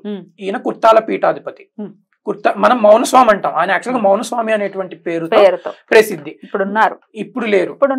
ఇప్పుడు సిద్ధేశ్వర ఆయన కంటే ముందా? ఆయన కంటే ముందు అసలు యాక్చువల్ గా సిద్ధేశ్వరి పీఠాన్ని స్థాపించింది మౌనస్వామి వారు. నేను మాట్లాడుతుంది మౌనస్వామి వారి గురించి. మౌనస్వామి వారు తెంబేస్వామి వారి దగ్గర దత్త దీక్ష తీసుకున్నారు, దత్తమంత్రం తీసుకున్నారు. దత్తమంత్రం తీసుకున్నప్పుడు తెంబేస్వామి వారు ఏం చెప్తారనంటే, నీకు ఇది దత్తమంత్రం గురించి అనే కాదు, ఇంకా చాలా యోగ రహస్యాలు విద్యలు అవి నేర్చుకోవడానికి మన సాంప్రదాయానికి సంబంధించినటువంటి వాడే షిరిడి సాయిబాబా అని షిరిడీలో ఉన్నారు, నా అన్నగారు, ఆయన దగ్గరికి వెళ్ళు అని మౌనస్వామిని పంపించారు. మౌనస్వామి షిరిడి సాయిబాబా ఇద్దరు కలిసి కొన్నాళ్ళు ఉండి ఈ మౌనస్వామి షిరిడి సాయిబాబా దగ్గర ఖండయోగం నేర్చుకున్నారు. అసలు ఖండయోగం చేసిన మహాత్ములు చాలా అరుదు, చాలా అంటే చాలా అరుదు అనమాట. అఘోరి సాధనలో ఉచ్చ స్థితికి చేరినటువంటి వారు మాత్రమే ఖండయోగం చేస్తారనమాట. పార్ట్స్ గా కనపడింది కూడా మన చరిత్రలో ఉంటది కూడా. ఆ ఖండయోగాన్ని మౌనస్వామికి నేర్పించింది షిరిడి సాయిబాబాని. దీనికి ప్రూఫ్ ఏంటి అని మీరు అడుగుతారేమో. మీరు సిద్ధేశ్వరి పీఠానికి సంబంధించినటువంటి మౌనస్వామి వారి చరిత్ర చూడండి, చరిత్రలో క్లియర్ గా మెన్షన్ చేస్తుంది, సాయి గురించి మెన్షన్ చేస్తుంది. ఇప్పటికీ మీరు వాళ్ళ వెబ్సైట్ ఓపెన్ చేస్తే వాళ్ళు చాలా ఓపెన్ గా చెప్తారు, వేరే ఎక్కడ కూడా సాయిబాబా మందిరం ఉంటదో మాకు తెలియదు, కానీ ఇది ఎలా చెప్పాలి అని అంటే ఈ మన శంకర పీఠాల్లో జనరల్ గా అయితే ఎవరైతే ఇప్పుడు వచ్చినటువంటి రీసెంట్ అవతారాల గురించి అక్కడ ఏంటంటే వాటికి ఉన్నటువంటి నియమాలను అనుసరించి మాత్రమే ఉంటది ఆ శంకర పీఠాల్లో. మన శృంగేరి శంకర పీఠం అవ్వచ్చు, లేకపోతే హంపీలో ఉన్నది అవ్వచ్చు, ఇవన్నీ కూడా. అయితే ఈ మౌనస్వామి వారి యొక్క గురువు శంకరం అప్పి ఆ యొక్క పరంపరలో సంబంధించినటువంటి ఆయన అనమాట. అందువల్ల ఆయన దాన్ని స్థాపించినప్పుడు సిద్ధేశ్వరి పీఠాన్ని, దీన్ని కూడా శంకర స్థాపిత పీఠం కాకపోయినా ఇది కూడా శంకరుల పరంపరలో వచ్చినటువంటి పీఠంగానే వాళ్ళు చెప్పుకుంటారనమాట. ఇప్పటికీ వాళ్ళ వెబ్సైట్ లో ఇది ఉంటది. వాళ్ళు అక్కడ ఏమని చెప్తారంటే ఏ శంకర పీఠంలో కూడా షిరిడి సాయిబాబాని కానీ లేకపోతే ఇతర అవతారాలు లాస్ట్ 200 years నుంచి వచ్చినటువంటి అవతారాలను వాళ్ళు చూపరు, నియమాలకు అనుసరంగానే ఉంటారు. బట్ కానీ ఈ ఒక్కటే శంకర పీఠం ఎక్కడ షిరిడి సాయిబాబా వాళ్ళ యొక్క పూజ అనేది జరుగుతుందో. ఇప్పటికీ మీరు సిద్ధేశ్వరి పీఠం కానీ లేకపోతే ఒంగోలులో షిరిడి సాయిబాబా మందిరం ఉంది, అది కూడా సిద్ధేశ్వరి పీఠం కిందకే వస్తుంది. వాళ్ళు సిద్ధేశ్వరి పీఠంలో షిరిడి సాయిబాబా వారి మూర్తి ఉంటది, ప్రతిరోజు పంచహారతులు జరుగుతాయి, శ్రీరామనవమి జరుగుతుంది అక్కడ, అలానే జన్మాష్టమి చేస్తారు, అలానే దీవాలి చేస్తారు. అన్ని పండుగలు షిరిడిలో బాబాకి ఎలాంటి నిత్య కైంకర్యాలు జరుగుతాయో ఇవన్నీ కూడా అక్కడ జరుగుతాయి. మరి నిజంగానే సాయిబాబా ముస్లిం అయితే మౌనస్వామి ఆయన దగ్గరికి ఎందుకు వెళ్తారు? సో ఈ పాయింట్ ఒక్కసారి మీరు మనసాక్షికి ఈ క్వశ్చన్ వేసుకోండి, మీకే సమాధానం దొరుకుతుంది. సో మౌనస్వామి చరిత్ర కనుక మనం చదివితే ఇవన్నీ కూడా క్లియర్ కట్. మీరు అసలు చరిత్ర కూడా చదవాల్సిన అవసరం లేదు, వాళ్ళ యొక్క వెబ్సైట్ లింక్ నేను మీకు ఇస్తాను, వెబ్సైట్ లింక్ లోకి మీరు వెళ్ళి చూడండి, వెబ్సైట్ లింక్ లో చాలా క్లియర్ గా కనబడుతుంది. రైట్, ఆ లింక్ కూడా డిస్క్రిప్షన్ లో మెన్షన్ చేయండి. నెక్స్ట్ అలానే స్వామి సమర్థుల వారి గురించి కూడా మనం మాట్లాడేసాము, దాని గురించి చెప్పాము. అలానే స్వామి సమర్థుల వారి చరిత్ర కాకుండా స్వామి సమర్థుల సప్తసతి అని ఇంకొకటి ఉందన్నమాట. ఇది తెలుగులోకి అనువాదం అవ్వలేదు యాక్చువల్ గా, ఇది మరాఠీలోనే ఉంటది. నాకున్న కొద్ది మరాఠీ పరిజ్ఞానాన్ని ఉపయోగించకుండా మా ఫ్రెండ్స్ ద్వారా దీన్ని ట్రాన్స్లేట్ చేయించి నేను తీసుకున్నాను యాక్చువల్ గా, అంటే విన్నాను. మీరు కావాలంటే మరాఠీలో చదివి వినిపించినా కూడా అందులో బాబా గురించి ఉందని చాలా క్లియర్ గా చెప్తుంది. అందులో 4th అధ్యాయంలో స్వామి సమర్థుల సప్తసతిలో ఏమని చెప్తారు అని అంటే, ఇది స్వామి సమర్థుల వారి ప్రత్యక్ష శిష్యుడు ఆనంద మహారాజ్ అని ఉంటది, మీకు ఆయన రాసిందనమాట. ప్రత్యక్ష శిష్యుడు ఆయన కూడా ఒక అవధూత స్టేజ్ కి చేరినటువంటి ఆయన ఆనందనాథ్ మహారాజ్ అంటారు ఆయనకి ఏలావా అనేటువంటి గ్రామంలో ఆయన మఠం ఉంది ఇప్పటికీ కూడా. ఆయన ఏమని చెప్తారనంటే, నన్ను స్వామి సమర్థుల వారు వెళ్ళిపోవడానికి ముందు ఎప్పుడైతే మన శ్రీపాదవల్లభ చరితామృతంలో చెప్పారు కదా, నాలో ఉన్నటువంటి దత్తాంశని సాయిబాబాలో నిక్షిప్తం చేస్తాను నేనని చెప్పారు కదా, అలానే స్వామి సమర్థులు వెళ్ళిపోవడానికన్నా కొన్నాళ్ళ ముందు గుప్త రూపంలో ఈయన్ని ఇక్కడికి మన ఆనందనాథ్ మహారాజ్ని బాబా దగ్గరికి పంపిస్తారనమాట స్వామి సమర్థులు.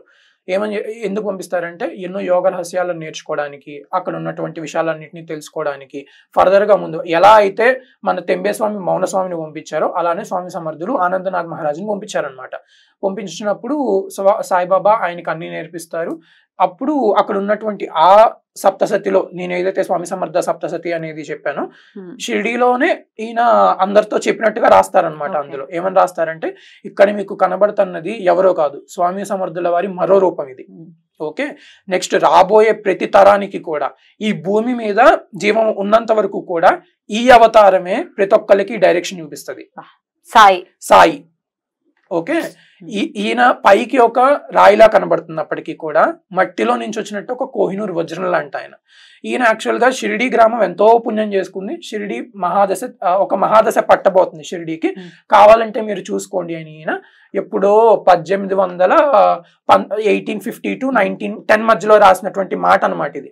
ఆ గ్యాప్ లో రాసినటువంటి మాట స్వామి సప్తసతి అనేటువంటిది అప్పుడు వచ్చిందనమాట. బాబా అప్పటికీ ఉన్నప్పుడే రాసినటువంటి మాట. అప్పటి నుంచి ఇప్పటికి చూసుకుంటే నిజంగా జరిగిందా లేదా అనేది మనకు చాలా క్లియర్ గానే కనబడుతుంది. సో ఇప్పుడు మనకి అసలు స్వామి సమర్థులో ఒక దత్తావతారం అనేటువంటిది అందరికీ తెలిసిన విషయమే. అందరికీ అనంటే ఇక్కడ మన తెలుగు ప్రజలకు తెలియకపోవచ్చేమో కానీ మహారాష్ట్ర వాళ్ళకి, గుజరాత్ వాళ్ళకి, కర్ణాటక వాళ్ళకి వీళ్ళందరికీ తెలిసిన విషయమే. సాయిబాబాతో ఏమాత్రం కొద్దిగా అనుబంధం ఉన్నా వాళ్ళకు కూడా తెలిసిన విషయమే. అలానే శ్రీపాద వల్లభ చరితామృతం చదివినటువంటి వాళ్ళకు కూడా స్వామి సమర్థులు ఎవరైనా తెలుసు. దీనికి ఇంకా కొంచెం స్వామి సమర్థుల వారి గురించి కూడా మనం మాట్లాడుకుంటే అసలు మనకి గురు చరిత్రలో ఏదైతే రెండవ దత్తావతారమైనటువంటి నృసింహ సరస్వతి స్వామి చరిత్రలో మనం చూస్తే అక్కడ నృసింహ సరస్వతి స్వామి వారు వాటర్ లో అంటే వాటర్ ద్వారా అంతర్ధానం అయిపోయినట్టుగా కనబడుతుంది. నీళ్ళలో వెళ్ళిపోయినట్టుగా ఆయన అంతర్ధానం అయినట్టుగా కనబడుతుంది. కానీ అక్కడ స్వామి ఒక ఇండికేషన్ ఇస్తారు. ఏమిటి అని అంటే, నేను అక్కడికి వెళ్ళిపోయిన తర్వాత నేను ఉన్నాను అని చెప్పడానికి కొన్ని పువ్వులు మీకు ఇలా వాటర్ లో వస్తాయి, మీరు దాన్ని చూడండి అని ఆయన శిష్యులకి చెప్తారనమాట. అక్కడి నుంచి ఆయన వెళ్ళిపోయింది కదలీవనానికి. కదలీవనం ఉన్నది మన శ్రీశైలంలో. అసలు ఈ స్వామి అక్కడ ఈ రెండో దత్తావతారమైనటువంటి నృసింహ సరస్వతి స్వామి కదలీవనానికి వెళ్ళి 300 సంవత్సరాలు తపస్సు చేసి యోగ నిద్రలో ఉంటారు. ఆయన మీద ఒక వాల్మీకం పాంపుట్టు ఏర్పడుతుంది. పాంపుట్టు ఏర్పడితే 300 సంవత్సరాల తర్వాత ఒక కట్టెలు కొట్టుకునేటువంటి ఆయన యొక్క గొడ్డలి ఈయన మీద పడి ఆ వాల్మీకం నుంచి రక్తధార కారుతా ఉంటది. రక్తధార కారితే స్వామి సమర్థ ఏదో పడినట్టుగా ఇలా ఇలా చేతులుకుంటా పైకి లెగుస్తారు. ఒక వృద్ధ రూపంలో పైకి లెగుస్తారనమాట. లెగిసి మొత్తం యావత్ భారతదేశం మొత్తం సంచరిస్తారు. ఆయన తిరిగినందుకుగా ఆయనకి ఉన్న పేరు అప్పటి నామం చెంచల భారతి. ఆయన్నే వృద్ధ నరసింహ సరస్వతి అంటారనమాట. ఓకే, ఈయన వృద్ధ నరసింహ సరస్వతి అంటే వీళ్ళు చెప్పేదంతా ఏంటంటే ఆ గురు చరిత్రలో బాబా గురించి లేదు కదా అంటారు. గురు చరిత్రలో యాక్చువల్ గా గురు చరిత్ర అసంపూర్ణం. అందుకనే శ్రీపాద వల్లభ చరితామృతం వచ్చింది, ప్లస్ అలానే స్వామి సమర్థ చరిత్ర కూడా వచ్చింది అనమాట. ఆ సెకండ్ ఇన్కార్నేషన్ ఏదైతే ఉందో అవి 2 స్వయంభూ అవతారాలు. తర్వాత 3 పూర్ణ అవతారాలు వచ్చినాయి. ఆ పూర్ణ అవతారాలు ఎలా వచ్చినాయి అంటే ఈ వృద్ధ నరసింహ సరస్వతి స్వామి సమర్థ కింద వచ్చారనమాట. అలాగా ఆయన అక్కడి నుంచి వచ్చారు. ఆయన వచ్చి అక్కలకోటలో స్థిరపడ్డారు. సో తర్వాత ఇదంతా జరుగుతుంది అనమాట. ఆయన వెళ్ళిపోతా ఆయన యొక్క దత్తాంశని దత్తావతారాన్ని షిరిడి సాయినాథుల వారిలో నిక్షిప్తం చేసేసి వెళ్ళిపోతారనమాట. అన్నిటికీ ఇంటర్లింక్ అయి ఉంది, ప్రతి అవతారానికి కూడా ఇంటర్లింక్. మీకు మధ్యలో మాణిక్య ప్రభు వారి గురించి కూడా చెప్పాను కదా. మాణిక్య ప్రభు వారి చరిత్ర మీరు సంస్థానం నుంచి తెప్పించుకోండి, ఎవరైతే క్వశ్చన్ చేస్తున్నారో తెప్పించుకోండి. అందులో షిరిడి సాయిబాబా మాణిక్య ప్రభుని కలిసినట్టుగా కూడా ఉంది. ఎలా జరుగుతుంది అంటే ఆల్మోస్ట్ మీకు 56th అధ్యాయంలో ఉంటది. ఇది చూడండి. మాణిక్య ప్రభువుల వారు ఆయన బ్రదర్ ఉంటారు తాత్య మహారాజ్ అని, ఇద్దరు సంస్థానంలో కూర్చొని నార్మల్ గా వాళ్ళకి వేదాంత చర్చ ఇద్దరి మధ్య జరుగుతూ ఉంటది అనమాట. ఆ టైంలో కిశోరావస్థలో అంటే 13 నుంచి 16 సంవత్సరంలో ఉన్నటువంటి ఒక బాలుడు వస్తాడు వాళ్ళ దగ్గరికి. వచ్చి సాయి మేరా లోటా బర్దే అంటారు. ఈయన వచ్చింది యాక్చువల్ గా సాయిబాబా.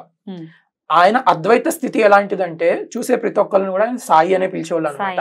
మాణిక్య ప్రభువుల వారిని కూడా ఆయన సాయి అని సంబోధిస్తారు. సాయి అని సంబోధించి సాయి మేటా లోటా బర్దే అంటే నా యొక్క భిక్ష పాత్రని నింపుము అని దాని మీనింగ్. భిక్షపాత్ర తాత్య మహారాజ్ అంటే మాణిక్య ప్రభువుల వారి తమ్ముడు తీసుకొని అందులో కాయిన్స్ నింపుతా ఉంటాడు కానీ అది నిండదు, ఎంతకీ నిండదు. అప్పుడు మాణిక్య ప్రభువుల వారికి చూపిస్తాడు. నిండట్లేదు ఏంటి అని చూపిస్తే మాణిక్య ప్రభువుల వారికి అప్పుడు వచ్చింది షిరిడి సాయిబాబా అని అర్థం అవుతుంది. వచ్చినప్పుడు ఈయన ఏం చేస్తారనంటే ఈయనకు కావాల్సింది డబ్బులు కాదు నా అంశ అని ఒక ఖర్జూర పండు అలానే 2 గులాబీ రేఖలు తీసుకొని ఆయన దాన్ని మంత్రించి ఆ లోటాలో వేసినప్పుడు ఆ లోటా నిండిపోతుంది. మొత్తం నిండిపోయినప్పుడు అప్పుడు ఆ లోటా మాణిక్య ప్రభు షిరిడి సాయిబాబాకి ఇస్తారు.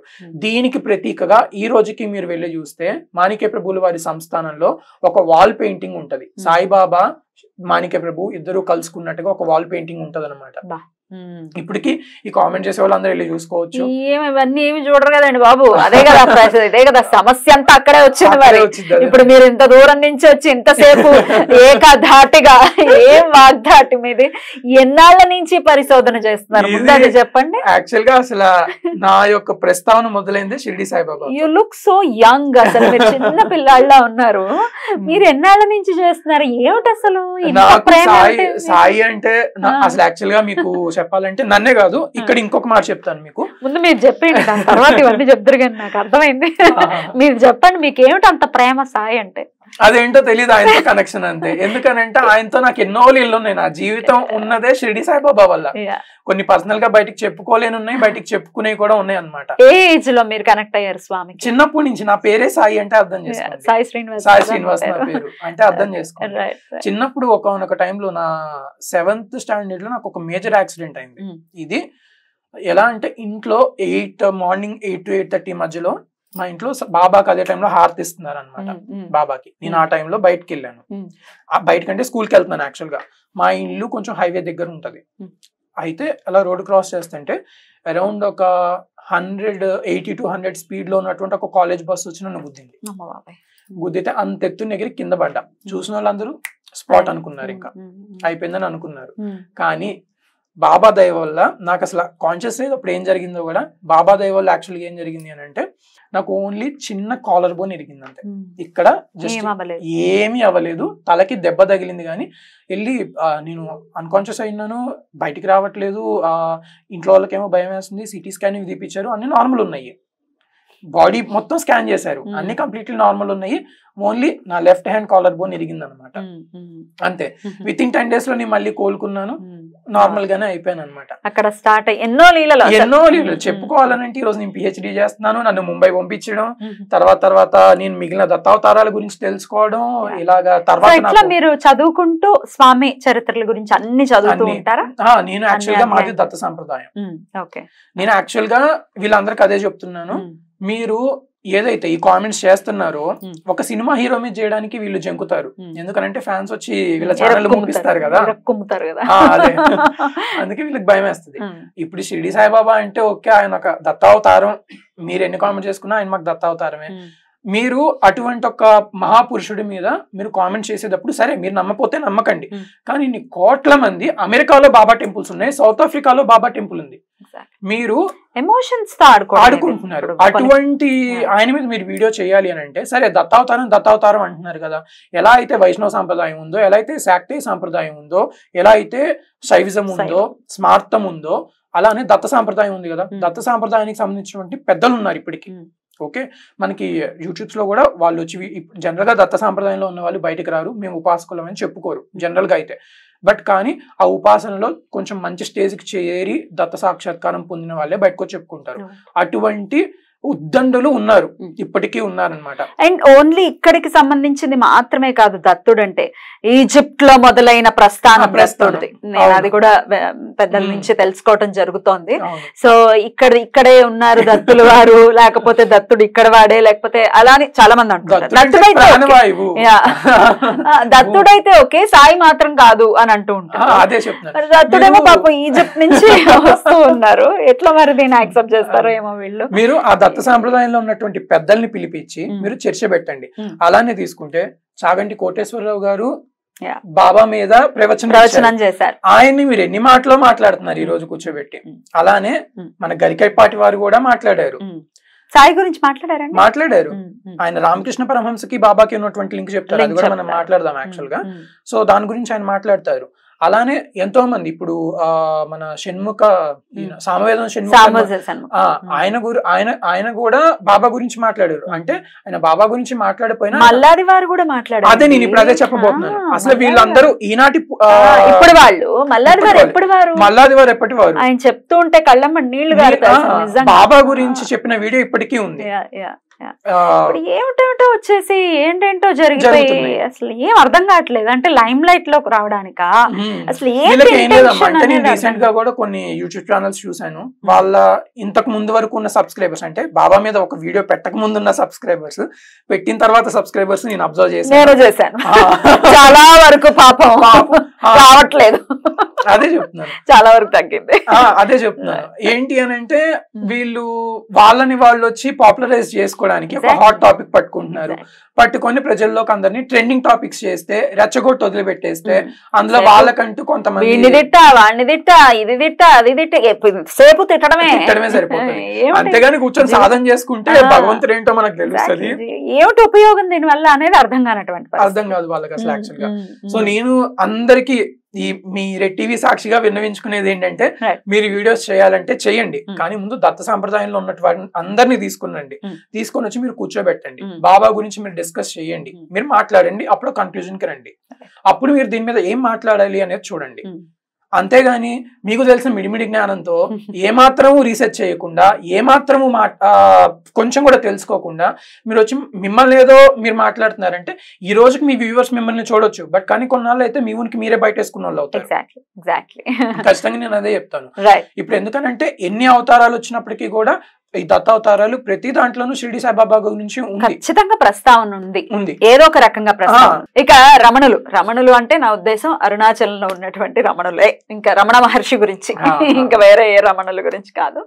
రమణుల గురించి మాట్లాడుకుంటే చాగంటి కోటేశ్వరరావు గారి అనేక ప్రవచనాలు రమణుల గురించి ఖచ్చితంగా చెప్తూ ఉంటారు. రమణులు ఇలా చేశారు, అలా చేశారు. ఒక సందర్భంలో సాయి రమణులు సమకాలికులు కదా, నన్ను చూస్తే సాయం చూడాల్సిన అవసరం లేదు, సాయం చూస్తే నన్ను చూడాల్సిన అవసరం లేదు అని రమణులు అన్నారు అని చాలా స్పష్టంగా చెప్పారు. రమణులకి సంబంధించిన జీవిత చరిత్రలో కూడా ఇట్లాంటి అంశాలు ఉన్నాయి. వీటి గురించి మనం మాట్లాడదాము. అసలు ఈ రోజున దక్షిణాన సాయిబాబా వారి ప్రస్తావన ఎంత ఉంది అని అంటే దానికి కారణం అరుణాచల రమణ మహర్షులు. ఒక జ్ఞాని ఇంకొక జ్ఞానిని గుర్తించగలుగుతాడు అనేటువంటి దానికి అదే ఉదాహరణ అనమాట యాక్చువల్ గా. ఎందుకు అని అంటే మీరు రమణ మహర్షి ఇప్పుడు నేను చెప్పే ప్రతిదీ కూడా ఫస్ట్ నుంచి ఇంటర్వ్యూ నుంచి ఇప్పటికి చెప్తున్న ప్రతిదీ కూడా ఒక అథెంటిక్ రిఫరెన్స్ తోనే వచ్చి నేను మాట్లాడుతున్నాను. మీరు రమణ మహర్షి వారి యొక్క రమణ ఆశ్రమ లేఖలు అని ఒక బుక్ రిలీజ్ ఉంది, అది సూర్యనాగమ్మ గారు కుదిర్చారనమాట.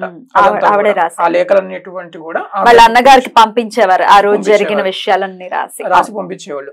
అందులో మీకు లేఖ కూడా చెప్తున్నాను, 55వ లేఖ. 55వ లేఖలో షిరిడి సాయినాథుల వారి ప్రస్తావన ఉంటది. ఏం చెప్తారంటే, అలానే ఒక భక్తుడు వచ్చేసి రమణుల వారిని, ఈ షిరిడి సాయిబాబా అంట ఆయన ఎప్పుడో సమాధి అయితే చెందారు, యాక్చువల్లీ సమకాలికులు బట్ కానీ సమాధి అయితే చెందుతారు. ఈయన రమణ గారు ఉన్నప్పటికీ దానికన్నా ముందు బాబా సమాధి చెందుతారు. అప్పుడు సమాధి చెందారు. ఇక్కడ ఉన్న వాళ్ళందరూ ఈయన ఫోటో పెట్టుకొని పూజ చేసుకుంటున్నారు. ఈ ఫోటోని అంటే లేని గురువుని, అంటే సమాధి చెందినటువంటి గురువుని పూజ చేయడం ద్వారా మీకు ఏమొస్తుంది అని వీళ్ళకి నేను ఖండిస్తున్నాను, కానీ వాళ్ళు వినట్లేదు. దీని గురించి మీ ఒపీనియన్ ఏంటి అని రమణ మహర్షిని వీళ్ళు అడిగినప్పుడు రమణుల వారు ఇచ్చే సమాధానం ఏంటంటే, ఆయన చిత్రాన్ని చూసినప్పుడు చిత్తం ఏకాగ్రత చెందుతుంది. చిత్తం అంటే బుర్ర, మన మనసు, సబ్కాన్షియస్ మైండ్, అది ఏకాగ్రత సిద్ధిస్తుంది. సిద్ధించిన తర్వాత ఆ యొక్క శిష్యుడు ఉపాసనా మార్గంలోకి వెళ్తాడు అనేటువంటి మాట చెప్తారన్నమాట. సాక్షాత్తు రమణులు చెప్పిన మాట. ఇదే కాదు, అసలు ఇంకా విస్తృతంగా దీని గురించి రమణ మహర్షి వారి చరిత్రలో ఉంది. ఈ రమణ మహర్షి వారి చరిత్రని రాసింది వి గణేశన్ అనేటువంటి ఆయన అనమాట. ఆయన రమణుల వారి యొక్క ఎలా అనంటే వారి యొక్క ఇప్పుడు ఉన్నటువంటి ఒక ముని మనవుడు అని చెప్పొచ్చు.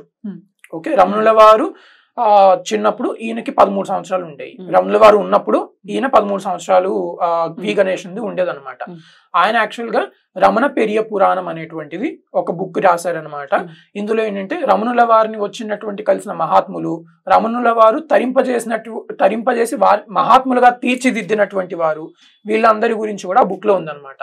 అందులో మీరు కనుక కొంచెం మీరు ఫర్దర్ గా రిఫర్ చేసుకుంటే అందులో బివి నరసింహస్వామి అని ఒక క్యారెక్టర్ ఉంటుందన్నమాట. అసలు యాక్చువల్ గా దక్షిణాన షిరిడి సాయినాథుల వారి గురించి మొత్తం ప్రచారం చేయించమని చెప్పిందే రమణ మహర్షులు. మీరు ఆ బుక్ పేరు కూడా నేను ఇంకొకసారి మీకు చెప్తున్నాను, రమణ పెరియ పురాణం. చదువుకోవచ్చు. అందులో బివి నరసింహస్వామి వారి గురించి మీరు చూస్తే అందులో ఉంటది అనమాట. యాక్చువల్ గా బివి నరసింహస్వామి వారి గురించి మనం మాట్లాడుకుంటే ఎలా ఉంటదనంటే, ఆయనకి పిల్లలు చనిపోతారు. ఆయన ఒక యాక్చువల్ గా అయితే ఒక లాయర్, ఆయనకి పిల్లల వాళ్ళు చనిపోతారు. ఆయనకి ఏంటంటే అసలు నేనెవరు, ఇలా జనన మరణాల చక్రంలో పడి మనం ఎందుకు కొట్టుకుపోతున్నాం, దీనికి అసలు ఏంటి, నాకు చెప్పే గురువు ఎవరన్నా ఉన్నారా అని వెతుక్కుంటా ముందు శంకరపీఠం వాళ్ళ దగ్గరికి వెళ్తాడు. వెళ్ళినప్పుడు వాళ్ళు అంటారు, నేను నీ గురువుని కాదు, వెళ్ళిన ఆయన అంటారు. అక్కడి నుంచి ఆయన రమణుల వారి దగ్గరికి వస్తారు. రమణుల వారి దగ్గరికి వచ్చి దగ్గర ఆల్మోస్ట్ అరౌండ్ ఒక 3 to 5 years రమణ మహర్షి వారి దగ్గర ఉండిపోతారనమాట. అక్కడ ఆయనకి కొంతవరకు చిత్త ఏకాగ్రత అనేది కలుగుతుంది, ఒక గురి అనేది ఏర్పడుతుంది సద్గురువు మీద. ఒకనొక టైంలో వీళ్ళిద్దరు రమణ మహర్షి అలానే నరసింహస్వామి, బివి నరసింహస్వామి ఇద్దరు ఏకాంతంగా ఉన్నప్పుడు రమణుల వారిని అడుగుతారనమాట, స్వామి మీరు సాక్షాత్తు సుబ్రహ్మణ్య అంశ దక్షిణామూర్తి, ఈ కాలానికి దక్షిణామూర్తి మీరు. రమణుల వారు సిద్ధి పొందినప్పుడు జ్యోతి ఎగసి ఆకాశంలోకి కొండలో అరుణాచలంలో అక్కడ కలిసింది అనేది కూడా అందరికీ తెలిసిందే, చూశారు. అందులో చూసిన వాళ్ళలో వి గణేష్ ఈ బుక్ ఎవరైతే రాశారో ఆయన కూడా ఉన్నాడు. అంటే ఆయన మనవడు వారి తమ్ముడు గారు అన్నగారి బిడ్డ. ఆయన వివాహం అది రమణులకు లేదు కాబట్టి సన్యాసాశ్రమం స్వీకరి ఇప్పటికీ ఉన్నట్టున్నారు. అయితే గణేష్ ఇప్పటికీ ఉన్నారు అనుకుంటున్నా, నాకు తెలియదు. ఎందుకంటే వాళ్ళే ఉన్నారు ఇంకా ఇప్పటికీ ఆశ్రమాన్ని నడిపించే వాళ్ళు మునిమనవలు ఉన్నారు, మనవరాలు కూడా ఉన్నారు. అయితే అందులో స్పెసిఫిక్ గా రమణ మహర్షులు అలానే బివి నరసింహస్వామి ఇద్దరు ఏకాంతంగా ఉన్నప్పుడు రమణుల వారు నరసింహస్వామికి చెప్తారనమాట. నరసింహస్వామి ఇన్ని అడుగుతారు. దీని ముందున్న సంఘటన ఏముంటదని అంటే, మీరు సాక్షాత్తు సుబ్రహ్మణ్య స్వామి అంశ ఇది కదా, సో మీ గురించి నేను కీర్తనలు రాస్తాను, భజన చేస్తాను, మిమ్మల్ని స్ప్రెడ్ చేస్తాను అన్నట్టుగా. ఎందుకనంటే ఖచ్చితంగా ఒక సద్గురువు దొరికినప్పుడు శిష్యుడు అనుకుంటాడు, నా గురువు ఇంత గొప్పవాడు, నేను అందరికీ చెప్పాలి అనే ఇంటెన్షన్తో అనుకుంటాడు. బట్ ఇక్కడ ఒక పాయింట్ గుర్తుపెట్టుకోవాలి, అప్పటికి కూడా బివి నరసింహస్వామికి ఆయనకి మనశ్శాంతి అనేది అప్పటికీ లేదనమాట. అప్పుడు రమణుల వారు అంటారు, ఇప్పటికీ నీ చిత్తం ఇంకా అంత పరిపక్వత చెందలేదు, నీకు ఇంకా నీ గురువు నేను కాదు, ఉత్తరాన షిరిడి సాయినాథులు అనేటువంటి వారు ఒకళ్ళు ఉన్నారు, ఆయన సమాధి చెందారు, నువ్వు ఆయన దగ్గరికి వెళ్ళు అని చెప్పి రమణ మహర్షి ఆయన్ని పంపించి, నువ్వు నా గురించి కన్నా ఆయన గురించి మాత్రమే ప్రచారం చెయ్యి, ఆయన జీవిత చరిత్ర రాయి, ఆయన నీ గురించి చరిత్ర రాపించుకుందాం అనుకుంటున్నాడు అనేటువంటి మాట రమణుల వారు ఉచ్చరిస్తారనమాట. రమణుల వారే అప్రూవ్ చేశారు అని అంటే మీరెంత ఈ వీడియోస్ చేసుకునే వాళ్ళు ఎగ్జాక్ట్లీ రమణులను అయితే యాక్సెప్ట్ చేస్తున్నారు కదా, ఎందుకంటే నా అల్లా మాలిక్ కనలేదు. అవును కదా, ఇదో పాయింట్ ఉంది. అయితే ఇంత మంది మీరు ఎవరినైనా తీసుకోండి. ఇంకొక ఉదాంతం కూడా ఉంది రమణుల వారి, నేను చెప్పిన బుక్ లోనే రమణ పెరియ పురాణం అనే దాంట్లోనే. సో అప్పుడు బివి నరసింహస్వామి అక్కడికి వెళ్తారు. అప్పటికి రమణుల వారు చెప్పినప్పటికి కూడా బివి నరసింహస్వామికి డౌటే, ఏంటనంటే ఇంకా ఆయన సమాధి చెందున్నటువంటి ఆయన కదా, సో ఎలాగా అన్న ఇంటెన్షన్ తో ఉంటారు. బట్ కానీ ఆయన అలానే ఒక మధ్యలో ఒక తత్వోపాసకుల దగ్గరికి వెళ్తారు, వాళ్ళు కూడా బాబా దగ్గరికే పంపిస్తారు. చివరిగా బాబా దగ్గరికి వెళ్ళినప్పుడు ఆయనకి పరిపక్వత చెందుతుంది ఆయన సాధనలో. ఆయన షిరిడి సాయిబాబా వారి చరిత్ర ఆయన మళ్ళీ రాస్తారనమాట. కావాలంటే బివి నరసింహస్వామి చరిత్ర ఉంది, అది కూడా చదువుకోండి, అందులో కూడా ఇదంతా ఉంటది. రమణుల వారి దాంట్లో కూడా ఉంటది. ఇంకొక ఉదాంతం ఏంటంటే, మీకు ఈ రమణ పెరియ పురాణంలోనే అర్దర్ ఆస్బోర్న్ అనేటువంటి ఒక క్యారెక్టర్ కనబడుతుంది. ఆయన ఏంటంటే రమణుల వారి శిష్యులు, ఫారినర్ అనమాట, వెస్టర్న్ అనమాట. అసలు ఆయనకి రమణుల వారి గురించి ఎలా తెలుస్తుంది అంటే, బివి నరసింహస్వామి రమణుల వారి దగ్గర ఉన్నప్పుడు సెల్ఫ్ రియలైజేషన్ అనే ఒక ఇంగ్లీష్ బుక్ రాస్తారు. ఆత్మబోధ లేకపోతే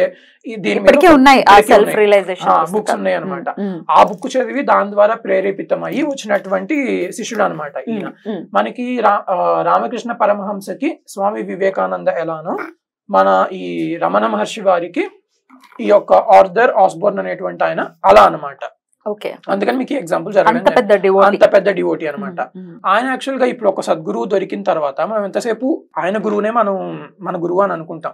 కానీ రమణుల వారు సిద్ధి పొందిన తర్వాత కూడా ఎన్నోసార్లు ఆయనకి కల్లో కనిపించి స్వప్న సాక్షాత్కారాలు ఇచ్చి నువ్వు ఇలా చేయాలి ఇలా చేయాలని ఒక మార్గాన్ని చూపించారు. అలాగా ఆయన కోల్కతాలో వెళ్ళిపోతారనమాట. రమణుల వారు సిద్ధి పొందిన తర్వాత రమణాశ్రమం వదిలిపెట్టి కోల్కతా వెళ్తారు. ఆయన రైటర్ గా అక్కడ స్థిరపడతారు.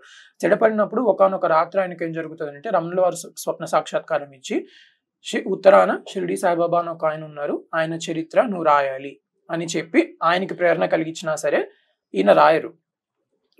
మళ్ళీ ఆయనకి ఇంకొకసారి మళ్ళీ కనిపించి నువ్వు రాయాలి, ఎందుకనంటే ఆయన యొక్క జీవిత చరిత్ర అనేది రాబోయే తరాలకి ఒక వెలుగునివ్వబోతుంది, నువ్వు రాయాలి అని చెప్తే అప్పుడు ఆయన ది ఇంక్రెడిబుల్ సాయిబాబా అనేటువంటి బుక్ ని రాస్తారు. ఇప్పటికీ మీరు రమణ పెరియ పురాణంలో ఏ బుక్ అయితే నేను చెప్తున్నానో వి గణేషన్ గారు రాసింది, ఆ బుక్ లో షిరిడి సాయిబాబా ఆ శిల మీద కూర్చున్నటువంటి ఫోటో కూడా ఆ బుక్ లో ఉంటుంది. ఓకే, ఆ బుక్ మీరు చూసుకోండి. ఈ బుక్ ఫ్రీగా మీకు గూగుల్లో కూడా అవైలబుల్ గా ఉంది, మీరు డౌన్లోడ్ కూడా చేసుకోవచ్చు. ఇది రమణాశ్రమం వాళ్ళే పబ్లిష్ చేసింది. సో రమణులు కూడా ధృవీకరించారు. మీరు మేము కాదు, ఈయన సొంతంగా చెప్పేది కూడా కాదు. ఇప్పటికైనా ఈ పిచ్చి ప్రలాపనలన్నీ ఆపుకుంటే చాలా మంచిది. ఎన్నాళ్ళ నుంచి తెలుసుకుంటూ ఉన్నారు ఇట్లా? ఇది ఇక జరుగుతానే ఉంది. యాక్చువల్ గా చెప్పాలని అంటే వాళ్ళు నాకు వీళ్ళ వీడియోస్ నాకు ప్రేరణ ఇచ్చినాయి.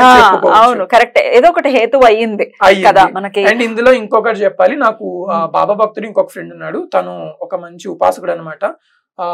శృంగేరి పీఠాలకి సంబంధించినటువంటి వాళ్ళ పర్యవేక్షణలో ఉన్నాడు అనమాట తను. తన ద్వారా కూడా నేను చాలా ఇన్ఫర్మేషన్ తెలుసుకోవడం జరిగింది. తన పేరు నిఖిల్ కార్తికేయ. సత్సంగత్వం అందుకే చెయ్యాలి అని అంటారు. అదే మన ఫ్రెండ్స్ కదా, మనల్ని రూల్ చేస్తూ ఉంటారు, లీడ్ చేస్తూ. అవును. సో తన ద్వారా కూడా ఈ విషయాలు ఇవి కొంచెం తెలుసుకోవడం జరిగింది అనమాట. అసలు యాక్చువల్ గా రమణ మహర్షి వారి లేఖ రమణాశ్రమ లేఖల్లో ఉంది అన్న సంగతి నాకు తెలుసు, కానీ రమణ పెరి పురాణంలో ఉందన్న విషయం నాకు యాక్చువల్ గా తెలియదు నిజం చెప్పాలి అని అంటే. బట్ కానీ అది నాకు నా ఫ్రెండ్ ద్వారానే తెలిసిందనమాట. తనైతే అసలు సాయి భక్తుడు, చాలా అంటే ఒక పెద్ద సాయి భక్తుడు. సాయి అంటే దత్త, దత్త అంటే సాయి అన్న విధానంగా తను మాట్లాడతారు. తను అలానే ప్రతిరోజు కూడా అలానే చేస్తారు. అలానే అనమాట. రైట్. ఇక రామకృష్ణ పరమహంస గురించి కూడా ప్రత్యేకించి మాట్లాడాలి అనుకున్నాను. దీని గురించి రామకృష్ణ పరమహంస కూడా బాబా గురించి చెప్పిన వారే. దీనికి చూసుకోవాలి అని అంటే రామకృష్ణ పరమహంస వారికి చెందినటువంటి పబ్లికేషన్స్ లో మీకు ఒకటి రామకృష్ణ వచనామృత అని ఒక బుక్ ఉంటది. అందులో మీరు చూసుకుంటే సాయి అనే పేరుకున్నటువంటి అర్థం, సాయి అంటే ఏంటి అనేది ఆయన చెప్తారనమాట. సాయి అంటే ఒక ఏ సాధనలో అయినా సరే ఉన్మత్త స్టేజ్కి వెళ్ళిపోయి ఒక బ్రహ్మ అనేటువంటి స్టేజ్కి వెళ్తారో ఆయనే సాయి అనేటువంటిది రామకృష్ణ పరమహంస వారు కూడా చెప్పారనమాట. అలానే ఆయన ఇంకోటి ఏం చెప్తారు అని అంటే, మనకి దత్త సంప్రదాయంలో చూసుకుంటే గజానన మహారాజు గురించి కూడా వస్తుంది. ఆ గజానన మహారాజు కూడా వన్ ఆఫ్ ద దత్తాత్రేయుల వారి అంశావతారం అనమాట. గజానన మహారాజు గారు కూడా ఆయనే తెంబేస్వామి వారితో కూడా తెంబేస్వామి వారు ఆయన కూడా కలవడం జరుగుతుంది. ఆయన్ని కూడా అన్నయ్య అన్నట్టుగా సంబోధించడం కూడా జరుగుతుంది అనమాట వాళ్ళిద్దరిది. అయితే ఆ గజానన మహారాజు వారి చిత్రపటము, అలానే రామకృష్ణ పరమహంసులు ఒక చోట కూర్చొని ఉన్నప్పుడు యాక్చువల్గా శిష్యులతో చెప్తారనమాట, ఇప్పుడు కొన్ని ఫోటోలు రాబోతున్నాయి, అందులో ఒకళ్ళేమో పద్దస్తమానం చిలుం తాగే వాళ్ళది, ఇంకొకళ్ళేమో ఈయన గోధుమలు విసురుతూ ఉంటారు కదా, ఒక గోధుమలు విసిరేవారిది. వీళ్ళిద్దరి ఫోటోలు చూస్తే నాకు ఎక్కడ లేని భక్తి పుట్టుకొస్తుంది అని చెప్తారనమాట.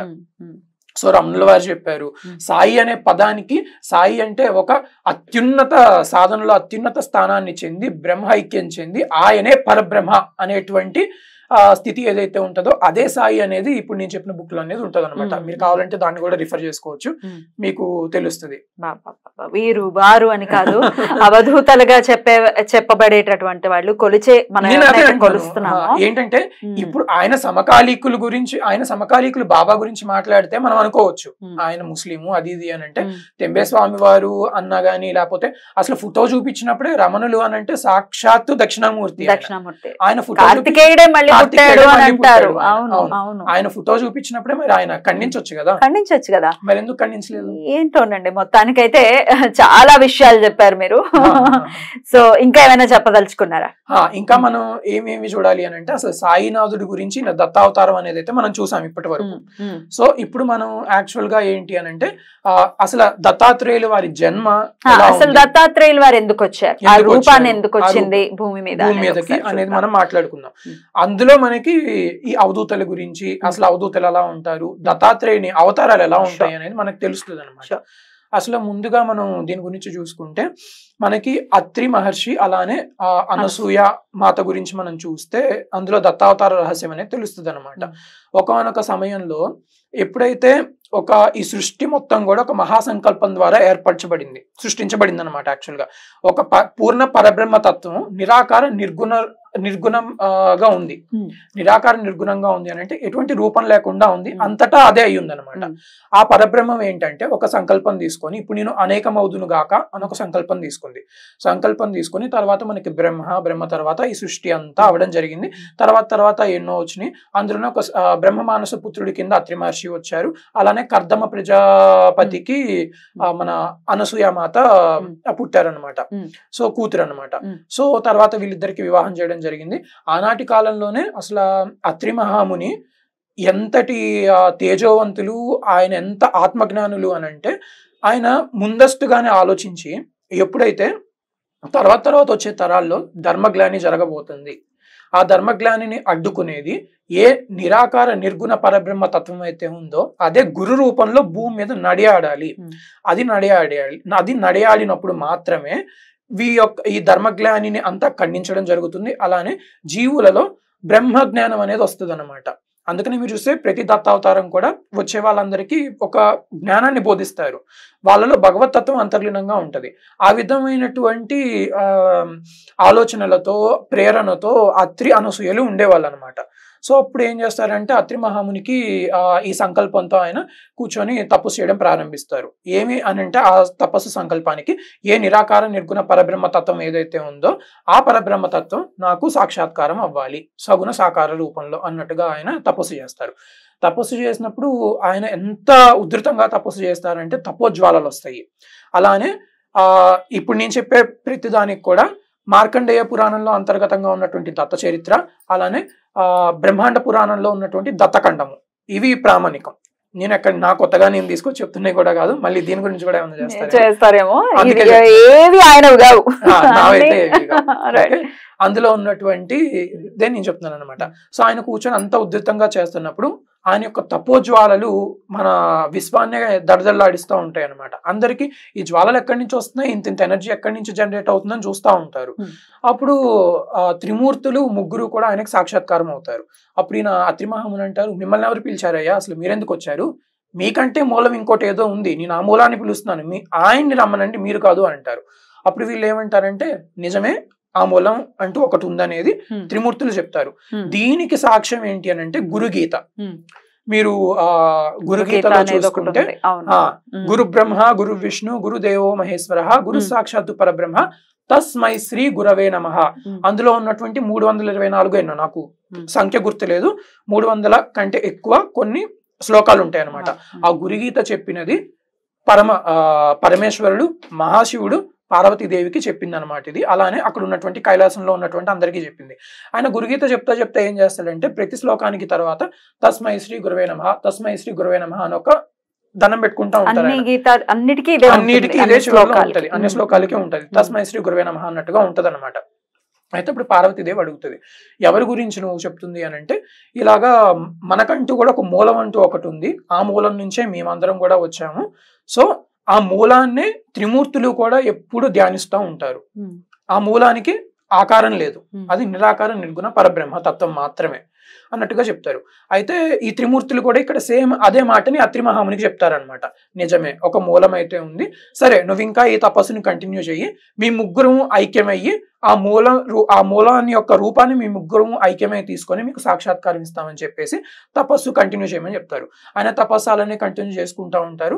ఒకానొక రోజున ఏం జరుగుతుంది అని అంటే, ఒక శ్వేతవర్ణంలో తెల్లటి ఏకముఖి రూపం అనేది ఆయనకు ఒక ప్రత్యక్షం అవుతుంది అనమాట. అది యాక్చువల్గా మొదట షోడశ దత్త అవతారాల్లో యోగిరాజా అనేటువంటి అవతారం అప్పుడు ఉద్భవించింది. అది యాక్చువల్గా ముందు అత్రి మహామునికి శ్వేతవర్ణంలో 4 చతుర్భుజాలు అయ్యుండి ఆయనకి కనబడుతుంది అనమాట. అది కూడా ఏంటంటే ఒక రూపం తీసుకొని బయటికి రాలేదు, అది కూడా ఏంటంటే ఆయనకి ఆ తపస్సులోనే సాక్షాత్కారం అవుతుంది అనమాట.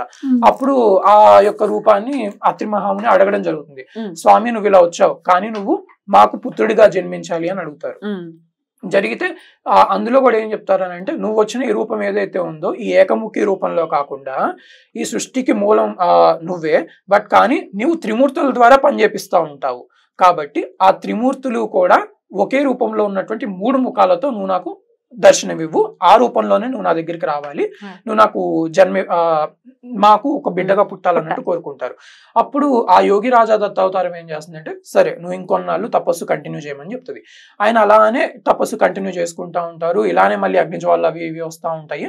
అప్పుడు ఒకనొక రోజున వాళ్ళకి అత్రిమునికి ఏం జరుగుతుంది అని అంటే, 3 ముఖాలతో 6 చేతులతో దత్తుడు అప్పుడు మొదటిసారిగా కనబడతాడు అంతే, అవతారాన్ని మళ్ళీ ఆయన పుట్టడు, వాళ్ళకి కనబడతాడంటే దాన్ని అత్రివరద అంటాము.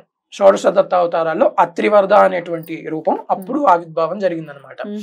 ఆ తర్వాత ఇంకా ముందుకెళ్ళేటప్పటికి ఆ అత్రివరద రూపం కూడా కనిపించినప్పుడు ఏం చెప్తుంది అని అంటే, నీకు జన్మ తీసుకోవాలి నీ యొక్క గర్భంలో, అంటే ఆ అనసూయ మాత గర్భంలో జన్మ తీసుకోవాలి అంటే నువ్వు ఇంకా కొన్నాళ్ళు ఇంకా కంటిన్యూగా తపస్సు చేయాల్సి ఉంటుంది నాయన అని చెప్తుంది. సరే అప్పుడు చెప్పిన దత్తుడి ఇచ్చిన ఆజ్ఞని కూడా ఆయన తీసుకొని అలానే తపస్సు కంటిన్యూ చేస్తూ ఉంటే, ఒకానొక మాఘ శుద్ధ సప్తమి నాడు ఏం జరుగుతుంది అంటే ఈయన తపోజ్వాలలు ఇంకా ఉధృతమైపోతాయి, ఇంతకు ముందుకు ఉన్నటువంటి దానికన్నా ఉధృతమైపోతాయి. ఆ రోజున దత్తస్వామి అత్రి మహామునిలో ప్రవేశించి ఈయన యొక్క తపోజ్వాలని ఆర్పుతాడనమాట. ఆర్పి లోకం మొత్తానికి కూడా శాంతి చేస్తాడనమాట. దాన్ని కాలాగ్ని శమన దత్త అంటారు. ఇలా వచ్చాయా 16 కూడా ఇలా వచ్చినాయి అనమాట. అలా కాలాగ్ని శమన దత్త అనే అవతారం వచ్చింది. ఆ తర్వాత మార్గశుద్ధ సప్తమి నుంచి మార్గ పౌర్ణమి వరకు 9 రోజులు 9 నెలల కింద, అప్పుడు మార్గ పౌర్ణమి రోజున మాఘ పౌర్ణమి రోజున దత్తాత్రేయుల వారి జయంతి ఆవిర్భావం అనేది జరిగింది. డిసెంబర్ లో వస్తుంది. దాన్ని ఆ అవతారాన్ని యోగి జన వల్లభ, ఆ రోజు యోగులు దేవతలు అందరూ వచ్చి సంబరాలు చేసుకుంటారు అక్కడ. అప్పుడు దాన్ని దత్త జయంతిగా జరుపుకుంటారు. ఆ అవతారాన్ని యోగి జన వల్లభ అంటారు అనమాట. ఇలా మొదలైన దత్తావతారాలు. అయితే ఇందులోనే ఇంకా మనం ముందు కంటిన్యూగా వెళ్తే ఏం జరుగుతుంది అని అంటే ఇంకొన్ని అవతారాలు వస్తాయి. విశ్వాంబర అవధూత అనే అవతారం వస్తుంది అనమాట. విశ్వాంబర అవధూత అవతారంలో ఏం జరుగుతుంది అని అంటే దత్తస్వామి ఒక ఉన్మత్తుడిగా ఉండి, ఒక ఇప్పుడు షిరిడి సాయిబాబా చేతిలో ఎలా అయితే సటకా ఉంటుందో ఆయన దగ్గర ఒక సటకా ఉండేది, మంత్రదండం ఉండేది. ఆ మంత్రదండం పట్టుకొని యోగుల మధ్యలో అందరి దగ్గరికి వెళ్తారు. వాళ్ళందరూ ఏం చేస్తున్నారు ఏంటి అని. కొంతమంది యోగులేమో వారి యొక్క ధ్యానంలో తపస్సులో లీనమైపోయి ఉంటారు, కొంతమంది ఏమో నవ్వులాడుకుంటా అలా వారి పనుల్లో ఉంటారనమాట. అప్పుడు వీళ్ళందరూ కూడా చూసి ఈయన ఎవరా అనుకుంటారు, కానీ వాళ్ళకి తెలియదు ఎవరు. తర్వాత ఎవరైతే అక్కడ నవ్వులాడుకుంటా వీళ్ళు ఉన్నారో వాళ్ళకి అప్పుడు అర్థం ఈయనే దత్తస్వామి రూపంలో వచ్చారని తెలిసి ఆయన పాదాలు పట్టుకుంటే వాళ్ళందరినీ కూడా సాక్షాత్ అనుగ్రహం ఇచ్చి అక్కడి నుంచి వెళ్ళిపోతారనమాట. అలా ఈ విశ్వాంబర అవధూత అవతారం అనేది వచ్చింది. అందులో ఆయన అవధూత అనేటువంటి దానికి అక్కడ బీజం పడింది అనమాట. అక్కడి నుంచి ఇంకా అవధూతలు వచ్చే అవధూతలన్నీ కూడా స్వామి అంశాలనే చెప్పాలి. దీనికి ఇంకా ఇంకో 2 దత్తావతారాలు ఉన్నాయి అనమాట. అంటే షోడశ దత్తావతారాలు. మాయా ముక్తావధూత అని 2వ అవతారం ఉంటది. ఈ మాయా ముక్తావధూత అనేది ఇప్పుడు మనం చెప్పుకున్నట్టు విశ్వాంబర అవధూత ఏదైతే ఉందో దాని తర్వాత వచ్చేటటువంటి అవధూత అవతారం అనమాట. అందులో దత్తస్వామి ఏం చేస్తారు అని అంటే అక్కడ ఒక బ్రాహ్మణుల ఇళ్లలో శార్ద కర్మలు జరుగుతూ ఉంటాయి. దానికి ఈయన భిక్షకుడుగా వెళ్తాడు. భిక్షకుడుగా ఎలా వెళ్తాడంటే ఒక నల్లని ఛాయతో, అలానే ఒక నల్ల కుక్కని వెంటబెట్టుకొని దిగంబరుడై వెళ్తాడనమాట. వెళ్ళినప్పుడు కానీ ఆ బ్రాహ్మణుడికి అర్థమవుతుంది, వచ్చింది దత్తస్వామి అని పిలిచి ఆయన ఇంట్లో కూర్చోబెట్టి అతిథి మర్యాదలు సత్కారాలు చేసి భిక్షిస్తారు. కానీ అక్కడ మిగిలినటువంటి పండితులకి అది నచ్చినప్పుడు నువ్వేంటి ఇక్కడ మేము వేదం చదువుతుంటే నువ్వు వచ్చి కూర్చున్నావేంటి, అసలు వేదాలు వినేటువంటి అర్హత నీకుందా అని అడుగుతారు. అడిగినప్పుడు దత్తస్వామి అప్పుడు చెప్తారనమాట, నేను మొత్తం ఏదైతే మాయ మిమ్మల్ని అందరినీ ఆవహించి ఉందో దానంతటికీ కూడా అతీతుణ్ణి, నేను వేదాలకు అతీతుణ్ణి, ఏ వేదాలు కూడా నన్ను వర్ణించలేవు, నా దగ్గర ఉన్నటువంటి కుక్క కూడా వేదాలు వల్లిస్తుంది అని చెప్పి అక్కడ ఉన్నటువంటి నల్ల కుక్క వేదం చదువుతుంది. అప్పుడు వీళ్ళందరికీ అర్థమవుతుంది వచ్చింది దత్తస్వామి అని. వాళ్ళందరూ ఆయన పాదం పట్టుకుంటే ఈయన అనుగ్రహిస్తారనమాట. అలా మాయా ముక్తావధూత అనే అవతారం ఉంటుంది. ఆ తర్వాత మాయా యుక్తావధూత అవతారం అని దీనికి కంటిన్యూషన్ గా ఇంకో అవతారం వస్తుంది అనమాట. ఈ అవతారంలో కూడా అయితే ఆయన మాయాయుక్త అవధూతం అయితే అసలు చాలా విచిత్రంగా ఉంటది. ఈ అవతారంలో ఆయన కళ్ళు తాగుతూ ఉంటారు. చెప్పేది వినండి, ఇంకా గాడిద మాంసం పట్టుకుంటారు. గాడిద మాంసం పట్టుకొని మాంసం తింటున్నట్టుగా కనబడతారు. ఓకే, మరి ఇప్పుడు వీళ్ళందరూ మాట్లాడుతున్నారు కదా, ఈ సాయిబాబా ఏంటి ఏంటి అదేంటి ఇదేంటి అన్నట్టుగా మాట్లాడుతున్నారు కదా. మరి ఆ రోజుల్లో మార్కండేయ పురాణంలో వ్యాస మహర్షుల వారే రాశారు కదా. మరి ఆ అవతారానికి ఆమోదం ఉంది అని అంటే మరి ఇప్పుడు వచ్చిన ఈ దత్తావతారానికి కూడా మనం యాక్సెప్ట్ చేయాల్సిందే కదా, ఎందుకంటే వాళ్ళు అవధూతలు. అలానే ఆయన కళ్ళు తాగుతూ ఉంటారు. ఒక స్త్రీని ఆయన తొడ మీద కూర్చోపెట్టుకొని ఉంటారు. ఆ స్త్రీతో ముద్దులాడుతున్నట్టుగా కనబడతా ఉంటారు. మనకి దేవేంద్రుడికి అభయం ఇచ్చింది కూడా జంబాసుర వధ అని కాదు సరే, ఆ వధలో అభయం ఇచ్చింది కూడా ఆ రూపంలోనే. అలానే పరశురాముడికి ఆత్మబోధ చేసింది కూడా అదే రూపంలో. అలానే కార్తవీర్యార్జున్ని అనుగ్రహించింది కూడా అదే రూపంలో.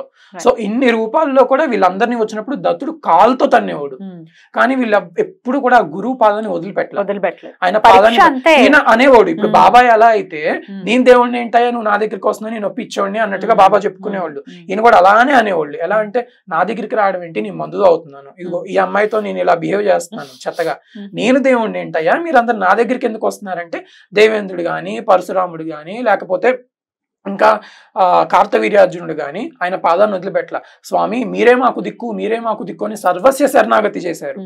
చేస్తే అప్పుడు ఆయన యొక్క నిజ రూపాన్ని సాక్షాత్కారం కూడా ఇవ్వరు. యాక్చువల్ గా దత్తాత్రేయుల వారి అసలు ఉన్న దత్త సాంప్రదాయంలో ఉన్నది ఏంటంటే ఆయన నిజ రూపాన్ని ఎప్పుడు సాక్షాత్కారం ఇవ్వరు అనమాట.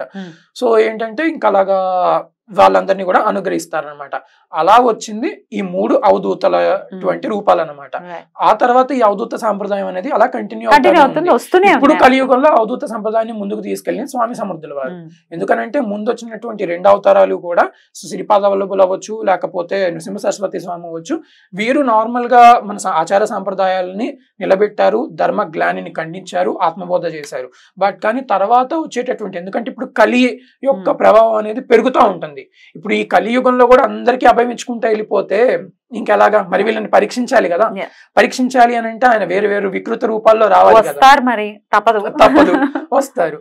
అలా ఇక్కడ మనం ఇంకొక ఆంతర్యం ఉంది. మీరు దత్తా సాంప్రదాయంలో మీరు చూస్తే పాదుకలు చాలా ప్రత్యేకంగా ఉంటాయి.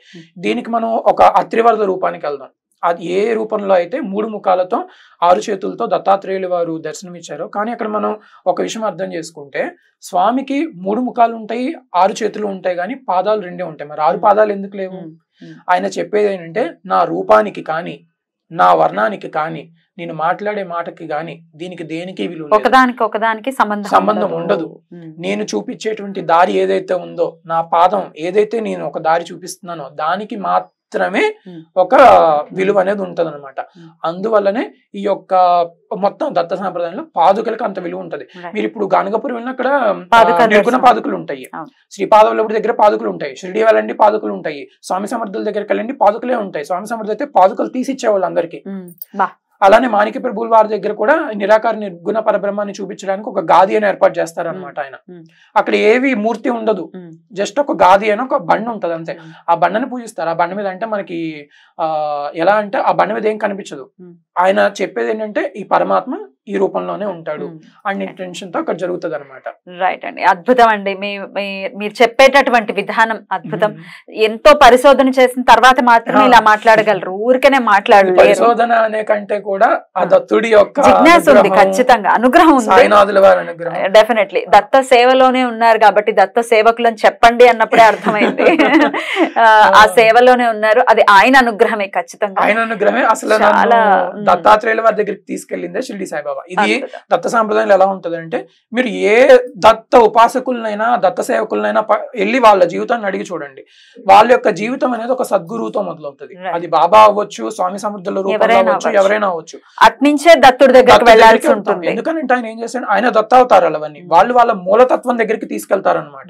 బ్యూటిఫుల్ అండి, చాలా చాలా సంతోషం. అంత దూరం నుంచి వచ్చి మరి ఎంత ఆర్తి లేకపోతే, స్వామి గురించి చెప్పాలన్న ఆర్తి లేకపోతే ఇంత దూరం వస్తారు. వచ్చినందుకు ఎంతో కొంత అవగాహన కలిగించాలి అని మీరు ఇంత దూరం వచ్చినందుకు ప్రేక్షకుల తరపున వేల కృతజ్ఞతలను తెలియజేస్తూ చాలా విషయాల్లో క్లారిటీ ఇచ్చారు. కృతజ్ఞతలండి, నమస్కారం. Thank you.